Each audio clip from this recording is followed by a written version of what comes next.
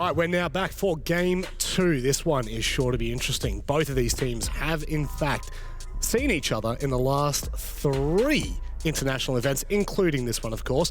The very first international event, they didn't have to play each other. Atlanta, they played twice. We're talking about Bliss and we're talking about Wolves. This game is going to be very interesting, just given the history, Anne.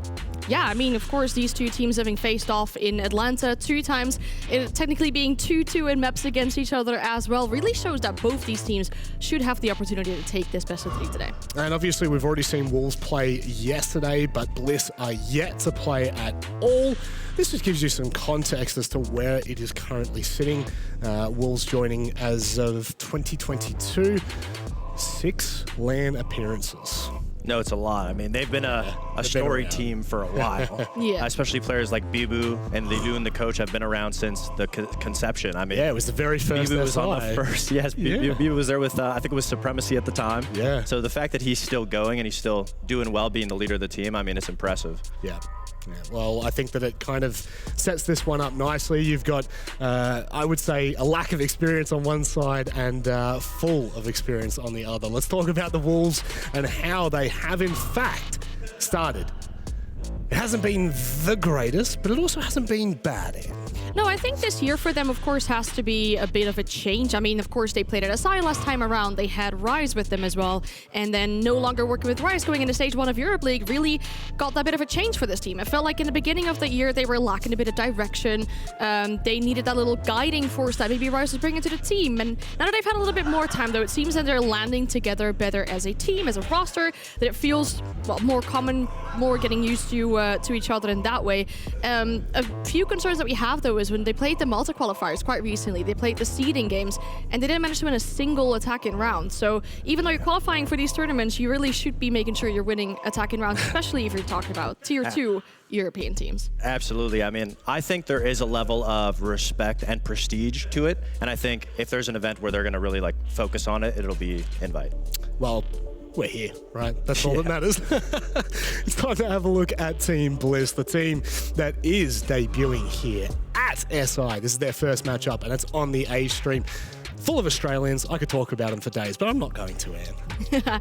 Nah, it's all right. I mean, yeah, of course, we've seen this roster last time play already against Wolves, and they said, well, this will be a positive for us, but it can be a negative too, right? Because we're in the group with teams that we know, whereas previously we were an unknown factor to these teams, and now, having already played against them, they'll probably know a few things of what we're willing to bring out. Something that I did like, though, is that they changed their coach and still managed to get a better result at the Atlanta Major than they did at the Copenhagen Major. Absolutely. I think the story of Bliss is just slowly getting better event by event. Yep. Like you said, they're 2-2 in map count because in Atlanta they won their first best of 1, but lost the best of 3, losing 1-2 map count to Wolves. Yep. But that being said, I feel like the team has slowly been getting better, especially since picking up Wettables. He allows the rest of the team, like Oda and Brendo and the rest of the team, to really thrive in their roles, and they didn't have that in the first Copenhagen Major. Yeah. They did last Major. Now it's a different story. Yeah, and look, to be honest, their story is going to continue to, I guess, develop over the course of this week. But it's time for us to have a look at the map vetoes. Where are we headed for this best of 3? And do Bliss stand a chance against Wolves? There's the big question that we've got to ask. Border, Skyscraper Labs, and Cafe gone. We then head to Bank and Chalet. I'm not surprised by this bank pick from Wolves. I mean, if we look at their recent results on this map, it's a 4-game win streak they currently have and an insane attacking and win rate on this map. So that definitely is a comfortable pick coming out for themselves there. But then Chalet for Bliss really isn't a bad map for them either. They've won 2 out of 3 games that they played on it. And if we do make it to a cider, that is Clubhouse. For Bliss, the positive factor there is they've had a lot of experience on this map. They've played this map a lot, whereas Wolves are looking slightly better in regards to their recent win rate on it. The map bans made perfect sense to me just because Wolves is a lot more of a slower team, their main entry usually being Mowgli. And yesterday, when we saw them playing against SSG, there was also a player, Deadshot, who's just doing amazing. And I think that's the tale for Wolves, is if they want to be able to succeed, especially throughout the rest of the tournament, it needs to be more than just Mowgli. Obviously, you can't expect Deadshot to be dropping 40 kills in a best of 3 every best of 3, but he has to start somewhere. You do have to start somewhere, and so do we. That's right, we are starting now. Bliss and Wolves. We thought that we would bring the very best in to cover this game. Unfortunately, they weren't available. We found 2 Australians walking the streets. Yeah, I don't know how much walking we were doing, Robert, though. It was more running because I was a little bit late to get here, but we've made it. It's Jake and Guz to SI24. Can you believe it, Guz? We've made it somehow. I don't know how they've allowed us into the building, but we're here. Yeah, and we get arguably my most excitable game for the day number 2, of course, Bliss Wolves. So some Australian representation, and there are 2.5 reasons why 2.5? Yeah, 2.5 reasons why I'm very excited for this particular matchup. Number 1, we have not had Oceanic representation at Six Invitational since 2020, so it's been quite some time. And secondly, Bliss v Wolves over at Atlanta, so many close results. We had, of course, the best of one on Chalet, 8-6 to Bliss, and then in the BO3 rematch, it went right down to the wire on Clubhouse, 8-7, both of which will be played in this particular series potentially as well. What's the half, though? Well, this is our first Six Invitational cast. No, it's not. Well, technically. Well, technically, we did SI21, if you don't recall. It was online. It's online. But it still counts. We had to bank first, of course, best of 3. And isn't that a blessing for a team such as Team Bliss, which, of course, you go back to Copenhagen, they were eliminated day 1. They got to play a best of 1, then a best of 3, then they were gone. They were out of the tournament. You obviously saw what they were able to do in Atlanta, where they were able to make a little bit more of a name for themselves. We saw them be ultra competitive. We saw them beat this very team that they're about to play, obviously the Wolves. And we obviously saw the heartbreak as well in their 2-1 loss, where it came down to that very final map. We know what they can do. The issue now for me, and speaking seriously here, is probably everyone else knows what they can do by this point, especially Wolves. Yeah, I mean, for me, coming into this particular tournament, I was actually quite excited for Bliss and expecting them to continue to improve, and probably coming into the group as, you know, an expected top 4 team. However, the big asterisk over Bliss that's hanging over them at the moment is the fact that they did not have an extensive high-quality boot camp like a lot of other teams at this event. For context, Bliss, they went to their HQ over in Brisbane, and as far as I understand, they spent the majority of that time scrimming Tier 2 Oceanic teams, and the quality of that scrim environment is far apart from what they're going to be facing in this particular event. So hopefully for them, they've been able to gain something from that. Because obviously the Wolves are going to be a formidable opponent. All right, we head into Bank for this first map of the best of 3 and the debut of Team Bliss at Six Invitational. The first time for all of these players as well. They've had the experience at Copenhagen, they've had the experience at Atlanta, but Six Invitational is a whole different level for these guys. Going up a team, though, that they have knowledge of in the Wolves. So the Wolves, well, it's been the dream start. They took down SSG back on day 1 yesterday. That was 2-1. Shaky start on Clubhouse. They couldn't quite deal with the 2-Brow. 8-6 on Cafe was close. Absolutely stormed through on Console at 7-2 to take that. And we saw, of course, earlier on this morning, SSG 2-0 over FaZe in this very group here for Group B. So for Bliss, this is a big game. If they can get some points against the Wolves, certainly helps them in their quest to not get grouped. Ying, Nook, banned out. Nook by, of course, the Wolves, and they'll get the first defensive ban here on Bank.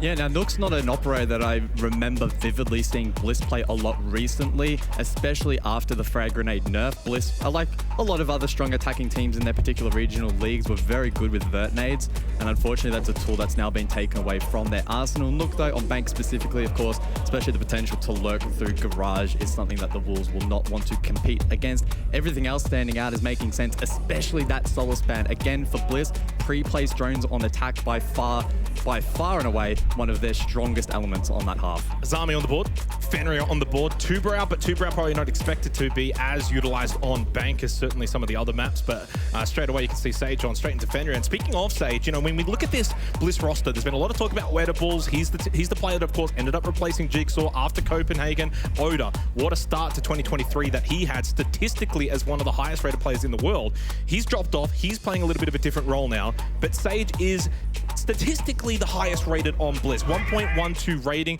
and I think he is the catalyst. He's the glue guy. If Sage is on, as we've usually said back home, then Bliss find results, and I think that's what they're going to need now against the Wolves. Bliss on the defense first to begin. Wolves, this is their map pick. It is Bank as we begin here for the first of a couple of maps to come.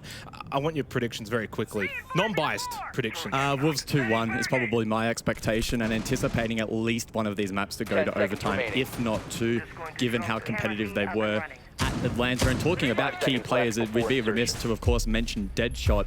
Last day number 1 of the event. 40 and 22, listed as the MVP. 4-1 on entry. He absolutely carried his team alongside Mowgli to victory. So we'll be keeping a close eye on him today. And I'm sure for Bliss, a big win condition will be trying to shut him down. Yeah, definitely agree with that. We saw Deadshot have a significant standout performance against SSG yesterday, and I thought he was sensational to watch. My prediction, I think, is Wolves 2-0. I'm going to be completely unbiased in that. I think that when you go and look at the maps that we've got here, Bank, a little bit not sure here for Bliss and what they're going to be able to achieve. Defense first to begin. Bank at times can be a little bit attacker-sided. Mowgli going to open up immediately with a little fight over towards Elevator. Nice little nade, clear out that position. Try and force the drop down. It is Sage that does get the opening kill, followed by his twin brother. For those that are aware, in Brendo, he gets rid of Deadshot. 4 versus 3 start here for Team Bliss. Oh, they're ramping up the pace here in round number 1, but Bliss able to scathe away with the advantage. So a good start from the Aussies, who are probably looking to bring some confident energy into this game and get off to a strong start. We'll see the Wolves can concoct something in the 3 versus 4. There's always potential to bring a round like this back, however, win conditions now dwindle. Yeah, it was a fast start to the round, though, for Wolves. Very quick entry, and something that Bliss are probably not as used to. When you think about the Oceanic region, the teams that they have been playing against, it's a little bit more of that slow approach, slow burn, play style, hard to enter the map, a lot more time spent droning. Wolves just straight in, but the good news for Bliss is they were able to deal with that, get a couple of kills. I think they would have been anticipating that faster play style. P4 straight away drop into Vault. It's a goo mine immediately there, plus the barbed wire, so can't really get a lot of spacing. I think Bliss are very much aware, though, of his location. Brendo does get, indeed, that kill. Another drop into Elevator as well. Brendo's going to be the one that has to win. That doesn't. 3 now for Mowgli. But the trades continue to come through for Team Bliss. Now on a 2 versus 1. It's Oda, it's Wettables against Shinka. Well, the flash comes out. It's perfectly placed by Shinka, but he walks straight into the cross. And Team Bliss will be able to claim the first round. Not too surprising. I think basement very much the defensive site when it comes to Bank. Clear good start there for Bliss. Wolves, though, one concern for me when it comes to Bliss was how easy Wolves were able to even just get into the building. One good thing for Bliss, though, was they dealt with that, though, in a pretty hurried fashion. Got a couple of kills, dropped down, gave them space up above, then went straight back down to basement, played the long game, and I thought they had really good lines of crossfire available, hence why you could just see those trades constantly coming out in the favor of Team Bliss. Yeah, I'm not going to be shocked if this match ends up being quite heavily defender-sided, just given the nature of these two teams and the meta overall. To the credit of Wolves, they did a decent job of trying to chip away in the late round there, but walking into those crossfires obviously challenging, and Team Bliss not overpeaking all too much. Saw Fisher guy there, pro since 2018, SI debut. It's been a long journey for him. It sure has. He's been grinding away for a long, long time. Of course, he's first season was all the way back in season 7, I believe, and funnily enough, that was also when Virtue debuted, and we know that he went on to do great things as well. So for Fisher, an opportunity at the highest of levels to prove that he has what it takes to win some games. Head staff at open area now for the second round. Wolves will get a second crack at this. The Zami comes immediately into play. No surprise there. Big operator when it comes to Bank in terms of key positional areas. That certainly can be held. Do wonder if Bliss will go above. It looks like the answer to that might be indeed a yes. Maybe a bit of a hold over towards Stock. We'll see if they want to play that vert style that we typically see from them. Wolves coming into the second round. Might take them a little while to warm up. Obviously, they did play yesterday. Maybe not as fresh, if you will, as Team Bliss are. Of course, their first game here for Six Invitational. So the Twitch drones are in play here from Deadshot. So a good counter, of course, to the F-Not mines from Brendo on the Fenrir. And may also be able to chip away at some Valk utility as well.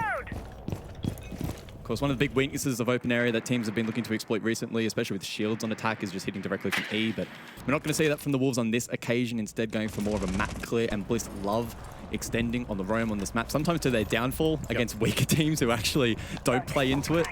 But as you can see here from the Wolves, they're ready to take it head on. Yeah, I think we've seen teams in the past, they'll grab that blitz, they'll try and get electrical, then rush straight in. Oda's going to be the first one to fall. Flats continue up above. Wettables can't get the trade, neither can Brendo. This is what Wolves are certainly capable of. Big shot from Sage, wins the battle over towards main through Beepers. Back to site, makes it a 2 versus 3, but certainly now at a very significant disadvantage. For the 2 remaining for Bliss, both on site, gives full vert control to the Wolves. They can basically take the next minute and a half to get the job done from here. Yes, Mowgli low on health, does still have a logic bomb available, but they've got full stock control. Hatch will get opened up. They've got drones, they've got time. This is a Wolves round, provided they can just get the job done. Yeah, it's going to be very tricky from here for Bliss to try and manufacture a play. The site itself on lockdown. And information has been placed down by Wolves, not allowing Bliss to retake up above, even if they wanted to do so at the moment. Just locked down, probably waiting for the hatch drop to try and find a mistimed trade here from Wolves, who are looking to drop right now. Double job, battle one at Beepers from Sage, now down to Fisher on a 1 versus 2. He's been in this scenario before, many a time, long-careered veteran, flashes in towards his location. Shinka planting, this makes it a very temporary 1 versus 1. Another flash, Fisher now with a good little rotate. Can he get the win here from Printer? No, not just yet, but he did get Shinka off of the bot. Never mind, P4 up close though. With the Skeleton Key, gets the kill, and it's the Wolves on the board. Good work there from the Wolves, just being able to chip away at those defenders up above through the mid-round, giving themselves the advantage heading into the latter portion of said round. It got a little bit messy there, and Fisher perhaps had an opportunity. The flashes didn't land, and he tried to reposition. Shots not quite landing. If he gets it down to a 1 versus 1 with the diffuser not stuck, could have been a very different story. But outside of that, a good entry from Mowgli to cut down Oda. It also meant that there was less Azami utility available later on in the round. A well-synced hatch drop, a sign of decent teamwork from the Wolves to kick things off, and a good response. Yeah, and a clear distinction as well, but a split 3 up on that top floor, really overload those key positional. Obviously, a couple of players on site can't get involved, can't get the trade, so they're outnumbered, and that's something we saw there from the Wolves that paid dividends. They ended up in that 3 versus 2 by the end of it. Sage got a nice kill, made it a 1 versus 2 for Fisho. Certainly the kind of player that I think can clutch up there, but Wolves played it really well. Shinka got off the plant, made sure they had 2 guns up for when, of course, Fisho was going to make his presence known, and it's 1-1 on the board here. Left before insertion. You said before you think this might end up being a defender-sided bank, but bank, I think statistically, is at least in the current meta one of the better maps when it does come to attacking, compared to what is a very heavily defender-sided meta. I mean, I don't think my comment was more so in relation to the map itself, but perhaps the attacking capabilities of these 2 rosters, but happy to be proven wrong. A Bibu straight in sight with the Amaru, and he greets absolutely nobody. Bliss, I doubt, will have a read on this particular position as Fisho will find Mowgli, but can Bibu inside of airlock unlock the round? But 2 players have already fallen for Wolves. Yeah, big from Oda, keeps Archives in control, so that bot vertical play from Bliss, and Bibu just cannot make a move here. He's got no information to really play off. Went in fast, but no one from Bliss there to greet him. Shinka's still on the rappel outside. Certainly the kind of round where I think the Wolves might just look a little bit miscommunicated in terms of their approach to what they wanted to do here, because Bibo's in, yes, he's got a good little angle, but he's not able to achieve that much because no one else won anything anywhere else. He's stuck. Wettables knows he's there. This is not exactly a position where, you know, Bibo is an unknown presence. His position is known. I don't think it is. If it was, we would have seen probably... I think Wettables just doesn't want to swing. He just doesn't need to take this fight right now. I'm not convinced that Wettables does know. He could.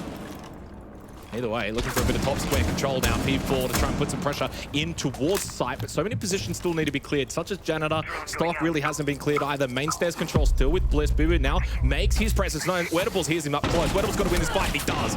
You can't get past the wet table. It's 5 versus 1 now, and Bliss are going to find a second round here early on bank.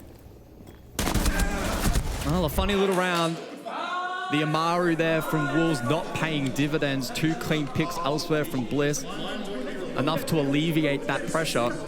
I'm still not 100% sure Bliss actually knew exactly where that Amaru was, or if the Amaru even flew in, but didn't really have an impact on the round. See Mingering there at the back, the former coach of Beyond Stratos Gaming from Korea. He's been a big pickup throughout 2023, coming into 2024 for Team Bliss, in the way that they sort of want to approach Siege coming into the future for this team. Good round, but again, it's Wolves going fast. But again, it's Bliss being able to counter and get a couple of these kills. Oda down in Archives, not sure if his position was known, but he was very quick to attack. Oda's another player. If we get like early 2023 Oda, then Bliss is certainly a team that has a lot of firepower. Brendo to finish it off, man, it was a flawless round. A 2-1 start, defense on bank, and guess what? They get to go back to the basement. You win basement, suddenly you're up 3-1 against the Wolves. Yeah, just picking up on that point about Oda is definitely a player that you don't want to awaken from what has been, I don't want to call it a slumber because it has been the result of role changes, but you look back at Copenhagen, right? He was the top-rated player on the team. Sure, it was only 1 day of actual play time, so take from that what you will. But heading into Atlanta, his rating actually dropped pretty significantly, and he was the last-rated player on the roster, which is insane because I think it was like, what, stage 1 of 2023 where he was like almost the top-rated player in the world. So that was really, really strange to see. So you're right. As quoted by James Devmarter Stewart. If he's put in a position to stack up numbers here, he's just another dangerous factor for Bliss to play into. Wolves have been going very fast, but it is basement now, so wouldn't be too surprised if this ends up being a slower round for them. So far, Mowgli with 5 kills, he's got the vast majority. In fact, it's Donuts for Shinka, Bibu, and Deadshot. Deadshot, of course, a massive standout against SSG. And at the moment for Team Bliss, a lot of presence down towards the basement. Maybe not wanting to take those early contact fights to begin with. Nice little live drone here with the Twitch. Mowgli's going to find his 6th kill. Easy one there on Artificial Guy. They lose a lot of that blue stairs control. Server now available. Good start to the round here for the Wolves. And just able to exploit that position. Fisho was placed on an island and Mowgli not missing shots. So now Bliss will probably want to try and make a play in response as a 4 versus 5 doesn't look particularly favorable for them. Trying to prevent him from getting inside of Server, but the flash will alleviate some of that positional pressure. So Mowgli can hold down the line. Elsewhere up above, Wolves now have control of open area. So Shinka on the Hibana will be able to open up these hatches for free. Again, keeping in mind that Kaid was banned out by Wolves. Yeah, a little surprised with the way that Bliss kind of played this round defensively. No presence up above, not looking to defend open area. Ooh, nice little shot again from Mowgli as they try to clear him out in server. He'll get himself a double kill. Flash to go out, maybe almost a third. Oda wanting to pick the doorway. Another flash out from Mowgli, who's very low. Oda can't win that battle, though. It is a massive round from Mowgli. Flawless from the Wolves. What a response. Now, I don't speak French, but they're probably a little bit perplexed as to what was going on in that round from Team Bliss. Well, again, like I sort of alluded to, right, you lose that opening pick. Bliss had to try and make a play, but the way in which he was able to get across to server rack and make that such a difficult retake for Team Bliss just meant that it was always going to be a challenge. And Mowgli, like I mentioned as well, not missing shots. He's really farming at the moment. He's being difficult to take down, and Team Bliss, unfortunately, just looking pretty second-rate in round number 4. I must say, though, through the first 4 rounds, Mowgli's been MVP. These early entry kills, I think just in some of the earlier rounds, he just couldn't quite get any help from the rest of his team. But he's the one making things happen and getting that cog to just turn. 9 kills now for Mowgli, going into the 5th round, close to double digits already. 2-2 scoreline. All tied up. We go to staff room and open area. It's not a basement repeat from Bliss. I'm a little surprised by that. Would have liked to maybe see them repeat it, a little bit more vert up above, try and keep control of the site they're now playing. But I think they'll do pretty much a similar thing where they'll hold above, a bit more of a stock standard kind of round. Big round coming up here though. 2 more to go in the first half. It's interesting, right? So we're entering round number 5. It's Wolves' map pick. Is 2 defensive round wins on a map that can trend attacker sided actually going to be a solid result? Yeah, very solid point. I think it could. I mean, realistically, you want as much as you can possibly get against a team like Wolves. They're not going to make many mistakes. And Bliss, probably not quite that caliber of team that can certainly punish them if they do come through all the time. 2 defensive rounds, nice early on. They would love the momentum. A third, I think, would be so crucial for them. Bibu on the Bravo, close drone to go in. Can't really find anything immediately and does get shot out. I will say, as this half has progressed, it has started to just slow down a little bit. Not sure who that favors. Honestly, maybe Wolves, because the first couple of rounds, they went fast and Bliss were very responsive. Yeah, that may have been the initial game plan for Wolves heading into this game, is to try and just overload Bliss and put them under the pressure that they don't face themselves locally. And I think that's probably a great decision, but clearly it wasn't as effective as they probably would have liked. So we'll just see that pacing now slow down. The Twitch pick will persist, so that utility being chipped away at by Deadshot, who's been quiet by the standard that he set yesterday, only 1 kill so far in the game. But obviously his role now flexing into that Twitch, it's not as necessary. Instead focusing on other elements of the game. Brendo up above. The first to play contact, it's a freebie onto Mowgli, and that's the Danger Man taken down. That's a massive kill, but traded by Deathshot and needed to. Gets them that stock control as well. Established, it's the Razor Bloom though, and along with that was actually the Nitrocell from Sage, redeeming his brother who lost his life up above, so Bliss will keep the advantage and double down on it. Courtesy of Fisher, and Bebo can't swing beepers successfully at all. Oda's done that twice now over in Archives earlier in the round, in the half, and that is going to surely beat the round. Indeed it is. There's the 3. There's that 3rd round for Bliss. And they would be ecstatic with the start here on Bank. I feel like we have to tread a little bit carefully because we're Australian casters. But no, we do not. But I'm casting my mind back to Copenhagen, right, where we casted Bliss to open up, and they played so scared. They looked like they did not look like themselves at all. But they're rising to the pressure for the most part in this particular match. Like, obviously, the server round the basement round previously, where they kind of threw over towards server, that was a blemish. But when they're under real pressure and having to take pretty serious fights around the map and contesting control and finding trades and matching pace like around like this, they're actually looking really, really good, which is impressive. As for the Wolves, I mean, again, this is very tricky for us in terms of treading that water. We have extensive knowledge of Bliss, rightfully so. But right now for the Wolves, it feels like it's Mowgli or bust. I think, is that fair to say with the way that we've seen this first half play out? He's got the 9 kills, a lot of those being very influential, high impact early round kills to open up, get position. If he's not doing that, they're just crumbling. It may well be, and I know talking to some of the EU guys as well, of course, they've kind of echoed that sentiment that the Wolves can sometimes be overly reliant on individual play. And in the current meta that we have at the moment, sometimes you can get punished by having just one player having an off day. So if you're only having one player having a really, really good day, sometimes you can kind of get away with that. And obviously it was Deadshot alongside Mowgli yesterday to facilitate that. Today though, who's going to be that other player to step up? You still got Bibu, 0 kills. Shinka, 0 kills. So not finding the trades through the mid round that the Wolves are probably looking for. And on their map pick, even if they 3-3 the half, I think even themselves, if they're true to themselves, will probably say, that's probably not the result we expected.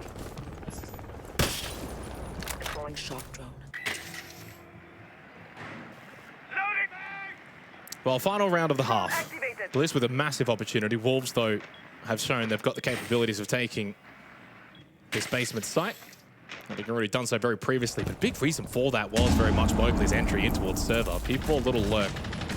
Bot square, Shinka inside of electrical. I think people wanting to make a bit of a push in, try and clear out this staff open area side of the map. Bibo with top square as well. Mowgli once again makes this push from dirt in towards server. Good control early on. Yeah, the opening pick though, it's Oda and he'll double down. Big positional advantage over towards open. This time they defend it. Last time left it open. Making it very difficult now for the Wolves. Bibo's going to have to make a play here. Absolutely needs to get the next kill or 2 for the Wolves. Otherwise, it's going to be a solo Mowgli down in towards server. That's a big one from Bibo. Absolutely needed to. First one on the board for him in this half. Makes it a 4 versus 3. And Mowgli can now get to work over towards site, keeping the pressure on those who are defensively locked in on the site itself. Yeah, preventing the rotation back towards the objective there is key from Wolves. So good work from Bibu. But it's still a 3 versus 4, and it's a very challenging objective, especially if you're going to end up going for a default plan to facilitate that. So we're more than likely going to see a hatch drop here from Wolves, perhaps maybe try and manipulate just one more pick, but I don't think Bliss, if they play it in a disciplined fashion, are going to present that. Echo as well available from Wettables, so Yokai drone information available unless the Twitch can directly counter that. It looks like Shinka's going to back in for a default plant, and we'll see if Bliss can deny. 3 gas babes. First one goes out for Fisher Guy. Hits the mark. Bullseye. Shinka's forced back. Not much that Mowgli can do to stop that either, and 2 more available with only 45 seconds. I feel like we've entered a time machine. I don't think I've seen this set up for a long, long time. Where's the Tachanka as well? I mean, it would be absolutely... That should land a spot. It does. Shinka has to once again go back. Second one, though, comes out for Fisher. This might just open things up. Now, there's no Nitrocell available for Bliss, but Brendo does indeed have a grenade. And obviously there are those Yokais available for Wettables. Those are going to be very influential. But Sage on a flank, top square. Is he going to be able to get involved? Shinka, again, trying to go for this plant. Here comes Sage dropping down like he's Batman, but he gets shot in the back by Bibo. 3 versus 3 now with 10 seconds remaining. Again from top hatch. Bibo is just too strong. 3 in the round. Fisher falls, and Brendo's already on the ground. Wettables in a 1 versus 3. No time though left. He could be the one to win the round. No plant, no round win, and it's the man that's name is a wet table to give them a 4-2 lead at the half. He denies the plan in the dying seconds. A 3 versus 1, and you could see the dismay on the face of Wolves. Wow. They would be very disappointed with how that round played out. They looked like they had it locked up. Bibu was doing enough up above, had hatch control. Once they got that kill onto Sage, who was dropping in towards square, I thought, that's it, that's the round. That was such a big pivotal moment for Bliss. He dies, I thought that's it. What a big clutch from Wettables on site. And what a blunder from the Wolves. Felt like they should have been able to do enough there to solidify the round. Will that be a pivotal moment in this match? We know how difficult it can be sometimes to gain momentum on a map like Bank, especially with a half like that. All right, let's go and have a listen, a call-in, if you will, with the assistant coach of the Wolves. Hello. Hello. Well, obviously, it's a rough first half, 4-2 down, but it is Bank. You go into the defense. What's the thoughts here? Well, obviously a 4-2 is not like perfect. A lot of round could have gone our way. I feel like some timings were also off, but you know, especially on entries. But a 4-2 half in the current meta that is so defender-sided is, you know, to be expected almost. It's almost on par for the course. So I fear at the very least we can do a 4-2 and even better. Like our defenses on Bank are strong. Of course, map number 2 being Chalet. Did you guys expect to go to that map, especially considering that you guys are considered quite strong there? Well, Chalet is a comfortable map for us, and I guess Bliss just want to go with the, you know, the momentum from Atlanta, because Chalet was the map where they first beat us, and I think we kind of scared ourselves last time on Chalet, and maybe they want to, you know, do that again. Thank you so much. We're going to continue on with the game now, but best of luck for the Wolves. Thank you. So 4-2, Bliss taking that first half. The Wolves, though, now onto the defense here for Bank, and they might just feel like this is where they can turn things around. Yeah, it just spices up this matchup a little bit. Genuine excitement for Bliss. I'm sure all the Australians back at home watching 3 a.m. super excited to see these boys try and pull off something special in this best of 3, but it's not the best of starts here in round number 7. Ogre, the first to fall. Now the 0 in play here on the attacking side, and we'll see if Wedables can gain critical information for this push. P4 will fall. Mowgli as well. Deadshot taken down, so it's back-to-back kills. But can Bibu continue to fight on the top floor? He's good for 1. Yeah, Bibu is starting to activate a little bit. Started like 0 and 3, now 4 and 4. Getting involved, getting some very critical kills, making these rounds a little bit more even for Wolves. 3 versus 3, but there goes Mowgli, who was down on main stairs. Brendo to finish that one off. There's the logic bomb. Final one from Brendo. In the 3 versus 2 now, Bliss with a significant advantage to gain said significant advantage on the overall scoreboard and got 5-2 here on Wolves' map pick. That's right, this is the map picked by Wolves. And so far, Bliss are meeting their makeup, but they've got themselves into a situation where they're still going to clear out Bibu and Shinka, both now on site. Both need to get cleared. 1 minute remaining in the round. This is where you don't want to almost overthink the scenario. So minute on the clock then, and we'll see if Bliss are disciplined enough to be able to close out this round. Some decent drone work, so a bit of information now has been gained. And it's all about just converting this information in towards a round win. Sage with the diffuser in hand, so he's going to be a key proponent of the round. Just opening up the lone office window, so perhaps an opportunity to pivot through Garage if needed, but time beginning to dwindle down. And we'll have to see Bliss commit to one particular push. Just under 30 seconds remaining. This is where you don't want to overthink this. Certainly capable for Wolves to close this one out in a 2 versus 3 on basement. Couple of ankles that need to be cleared. Flashes go out. And Brendo losing his life early on immediately makes this an even numbers game with only 10 seconds. Diffuser in the hands of Sage on Shinka. Big win. Wedables falls. And yes, indeed, that 3v2. It is infallible. And Sage is not going to be able to clutch this one up. No time remaining in the round in a 1 versus 1. And no peek from Bibu. Wolves clutch up in a 2 versus 3. Massive moment for them there on basement. To begin this second half, they overcome a deficit. That might be the catalyst for them here to just get things going on Bank on their map pick against an opponent that is clearly here to play. Yeah, both teams having struggles in the late round on attack for Bank basement, and that can sometimes just be the case. Can be a little bit tricky to unlock, but I think with the information Bliss had available there, that did peter out a little bit. Top floor, again, much like we saw from the Wolves on their attack, was very, very aggressive, fast-paced. Bliss tried to, you know, bring that same flavor into the round, and it worked okay. They had the advantage, but yeah, towards the late, it did peter out. Top floor we go, round number 8, and the scoreline 4-3 Wolves, hunting down a 4-4 scoreline. Yeah, and I think this is where, obviously, for Wolves, this is a moment where their experience should shine through, right? Like, they've been in these kind of situations before, not just even at SI, where, of course, they lost that opening map to SSG back on Clubhouse. Thought they struggled, especially with the Tubarão. They didn't look all that clean. Their attack was quite worrisome. In fact, they only got 1 attacking round in that Clubhouse. In fact, they only got then 2 attacking rounds on the Cafe, even though they won it. So attacking has kind of been an issue for Wolves at this event so far. But now they're on the defense. They got 2 attacking rounds on Bank. That might actually just about be enough for them, even though it is indeed Bank, a map where attacking isn't really all that difficult, at least on certain sides. But clearly defense has been their strong suit so far, at least here at SI already. Small sample size, but it is there. So the Monty brought out here from Bliss, round 8.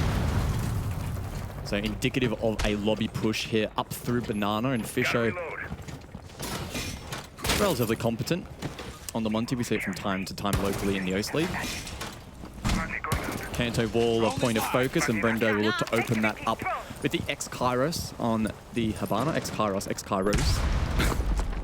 Don't know what my pronunciation's doing there. But also an opportunity here for Bliss to maybe flex their muscles on the attack and try and split it a little bit with pressure over towards top square, or maybe even a rappel on the site itself. If you have lobby control, you can play that because it's very difficult for the defense to retake, and we may well see Sage do that now. Eager to see what the response from Wolves will be from this position. Do they look to bunker down, play into the utility they have available, right? They've got the castle to score out, lines of sight, the Aruni as well, and the mirror, but instead they just jump out. Bibu to dislodge Sage on the rappel, but traded by the Claymore. Yeah, a bit of a suicide jump out typically on Bank. Would go for that. Very rarely you're going to come back in alive. I think Bibu would have been aware of it. Minute and a half remaining. Get through to Sage, but loses his life for it. Trying to push up Spiral. It's going to be Fisher Guy on the Montang. He's got the diffuser. So keep an eye on this position here for Bliss. Big win condition for them to get control over towards this area, towards front desk. And Fisher also just getting a lot of information, not only through visual, but also the logic bomb that Wettables has just put out. I think Fisher maybe thought he could go for a little moment, then pull the pistol out. It's Wettables and Brendo, they're finding kills. Oda as well, and suddenly this round has just flipped on its head as we spectated Fisher. 3 kills for Bliss. It's a 4 versus 1. Shinka in Janitor. And no Broom surely going to be able to help him clean up this mess in a 3 versus 1 now. Bliss very much close to making this a 5 versus 3 in terms of the scoreboard. Indeed, they will. What a critical and clinical round from Team Bliss. And I mean, it wasn't a particularly complex attack. Again, quite reliant on opening Kanto Wall, playing into the Monty for information and perceived pressure. And Wolves then find themselves on islands. Like, 2 stacking front desk, how are you going to get out of that position when you have a Monty on Banana locking that down and you can't exit through the hallway because the wall's opened up? Sage as well had the cross on Rappel, then dislodge. That could have weakened things a little bit, but Oda from down below playing his part. So a 5-3 scoreline, and Team Bliss will just chill with their tactical timeout. Yeah, what's interesting is it's Bliss that have taken the timeout here. They've just won the round. In fact, they've won 3 out of the last 4 rounds, and they're clearly on a bit of a heater. To opt to take the timeout now here is a little bit strange for me. I don't particularly hate it, though, especially if you're... I'm not saying I hate it. But it's sorry to put words in your mouth. I think that sometimes teams can find it challenging to lock out games, and when you're a team like Bliss who have been in this position before, ironically against Wolves, where you've had really close results, where you've probably walked away from it thinking, oh, maybe we should have taken a timeout a little bit earlier and just settled ourselves. I don't mind it. I don't mind it at all. They've got the lead, 2 rounds. If they can extend it to 3 match points, they're going to be in such a strong position. What are your thoughts on this jump out? I mean, typically, again, as I said, you go for that kind of jump out, you're never really, at least statistically, making it back in.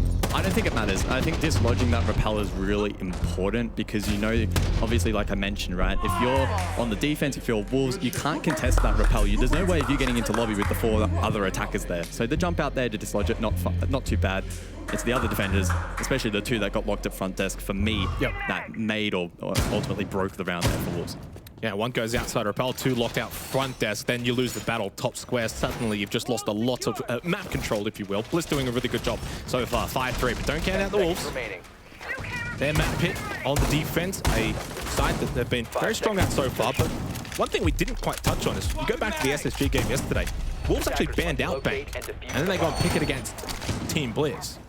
And I was actually speaking to Fresh over in the green room before this game and trying to figure out, well, where is Bank really in their map pool? And it's around like that kind of 3rd to 5th kind of preference map. And clearly right now, I think kind of highlighting it's not really perfected for them. Still time, though, to figure things out, especially on the defense, and a team like Team Bliss that don't quite have that SI experience to be able to maybe close this one out cleanly. There will be mistakes from them. It's up to the Wolves to capitalize when they do come through. And Bliss, again, showing that they have different abilities to try and unlock rounds here on the attack. Instead of going super fast paced this time, instead slowing things down in the face of the castle, they're going to try and contest that. They have a bit of utility as well to deal with it. Sage with the Capitao bolts as well, so I'm intrigued to see where those have been utilized, maybe trying to flush out a position like Janitor, for instance. I'm not too sure. Fisho on the Grim as well, which has seen a decent amount of play thus far at SI24. Again, good at dislodging positions, but Bliss need to be ready and active to unlock those positions by getting other players in a place where they can find kills. And at the moment, that hasn't really been the case. Brendo has been able to just lurk in towards top square, but there hasn't been a stack of pressure on this defense. Wolves doing a good job. 3 nitrocells available for the Wolves. They haven't lost anyone yet. I think mirror window is going to be a big factor as well, and obviously trying to keep this kind of top floor control. But at some point, probably going to look to give this up. And in fact, they have. Originally, Janitor was being played, and then they make the rotate back downstairs. Minute and a half, they felt as if enough time had already been wasted. Obviously, don't get any kills for it. And a rather extensive setup, obviously, from the Wolves in terms of what they've committed utility-wise. That's a nice nitrocell throw from Mowgli. He gets his 12th kill of the game. And finally, for the Wolves, getting these early contact fights to go their way. Something we haven't seen a whole lot of on Bank. They get up a 2-player advantage with 60 seconds left in the round. And honestly, for Bliss, they haven't even looked close to getting any kind of semblance of site control. Wearable's trying to clear out archives, but they haven't really got any kind of bot square control, not looking to open up main wall. 50 seconds left. It's probably like a drop territory. Oda, though, is able to find one onto Mowgli. Bit of beepers control, one in elevator. Can't win that battle. Nicely done from P4. To the SMG-11, Sage to drop, but he gets shot out immediately. Can't stand up and win that battle. Wearables can't get the trade. Bibu and Shinka to finish off, and the Wolves get a 4th and much needed round. Great work there from the defense. There haven't been a lot of rounds from either side defensively where they've gone for an extension up above the objective and they've then made it out scot-free whilst also wasting a lot of time. So that was good work from them defensively. And I think highlighting that sometimes Bliss can have issues where time becomes a factor, and if they don't find any picks on the roam, that can come back to bite them in the late round. So Wolves fighting hard, looking to push this game to its limits. First pick there with the Nitro was clean, and from there able to just steam. Yeah, loved the setup as well. You know, the kind of pressure window, mirror inside Janitor looking in towards CEO Executive, and then the drop back down in towards Staff and open area, just wasting time. It was like 90 seconds left in the round before Bliss were able to really even turn their attention over towards site itself and Staff and open area. By that point, Wolves already well set up, able to contest a lot of those key positions. Obviously, a bit of frustration there for Fisher Guy being shown. 5-4 lead, though, still for Bliss. And while they've been good, it's all about getting the job done. We've had enough of APAC being close, but not close enough. Need to try and get a lot of these APAC teams this tournament to get over the line, get some actual proper results. No more of this honorable loss nonsense. Time to get some wins. And while Bliss have obviously been able to do that against the Wolves back in Atlanta, if they can start with a win here and a best of 3 at SI, boy, the confidence boost that could be for them. Wolves, I mean, they've already won a game. They've already won a series. 2-1 over SSG yesterday. So probably not as dependent on this. But this group could be thrown into disarray already. If Bliss find a way, and hypothetical, very early on here, SSG will have already won. They beat FaZe. Wolves have already won. Then Bliss would have already won. Suddenly FaZe would be like 4th in the group. And we were sort of pitching FaZe. Never mind, they beat D+, yeah. Not looking good for D+. No. Good for Bliss, though, if they win this series. Long way to go, though. Into the 10th round, Wolves, I think, are going to be proving to be quite difficult to dislodge on the defense. I think, again, it's going to come down to late round basement here, and we've seen both from Wolves and Bliss some real struggles in being able to find win conditions and actually exploit correct positions, even with a man advantage. So we'll see how they go this time. Some util on the roam here in terms of reinforcements from the defense, but the Wolves not playing it directly at the moment, I don't believe. All 5 players in basement. P4 close by on the stairs, so he can look to chip away at drone economy. But outside of that, Bliss will have about 1.5 minutes to just confirm where these defenders are. Look to formulate an attack.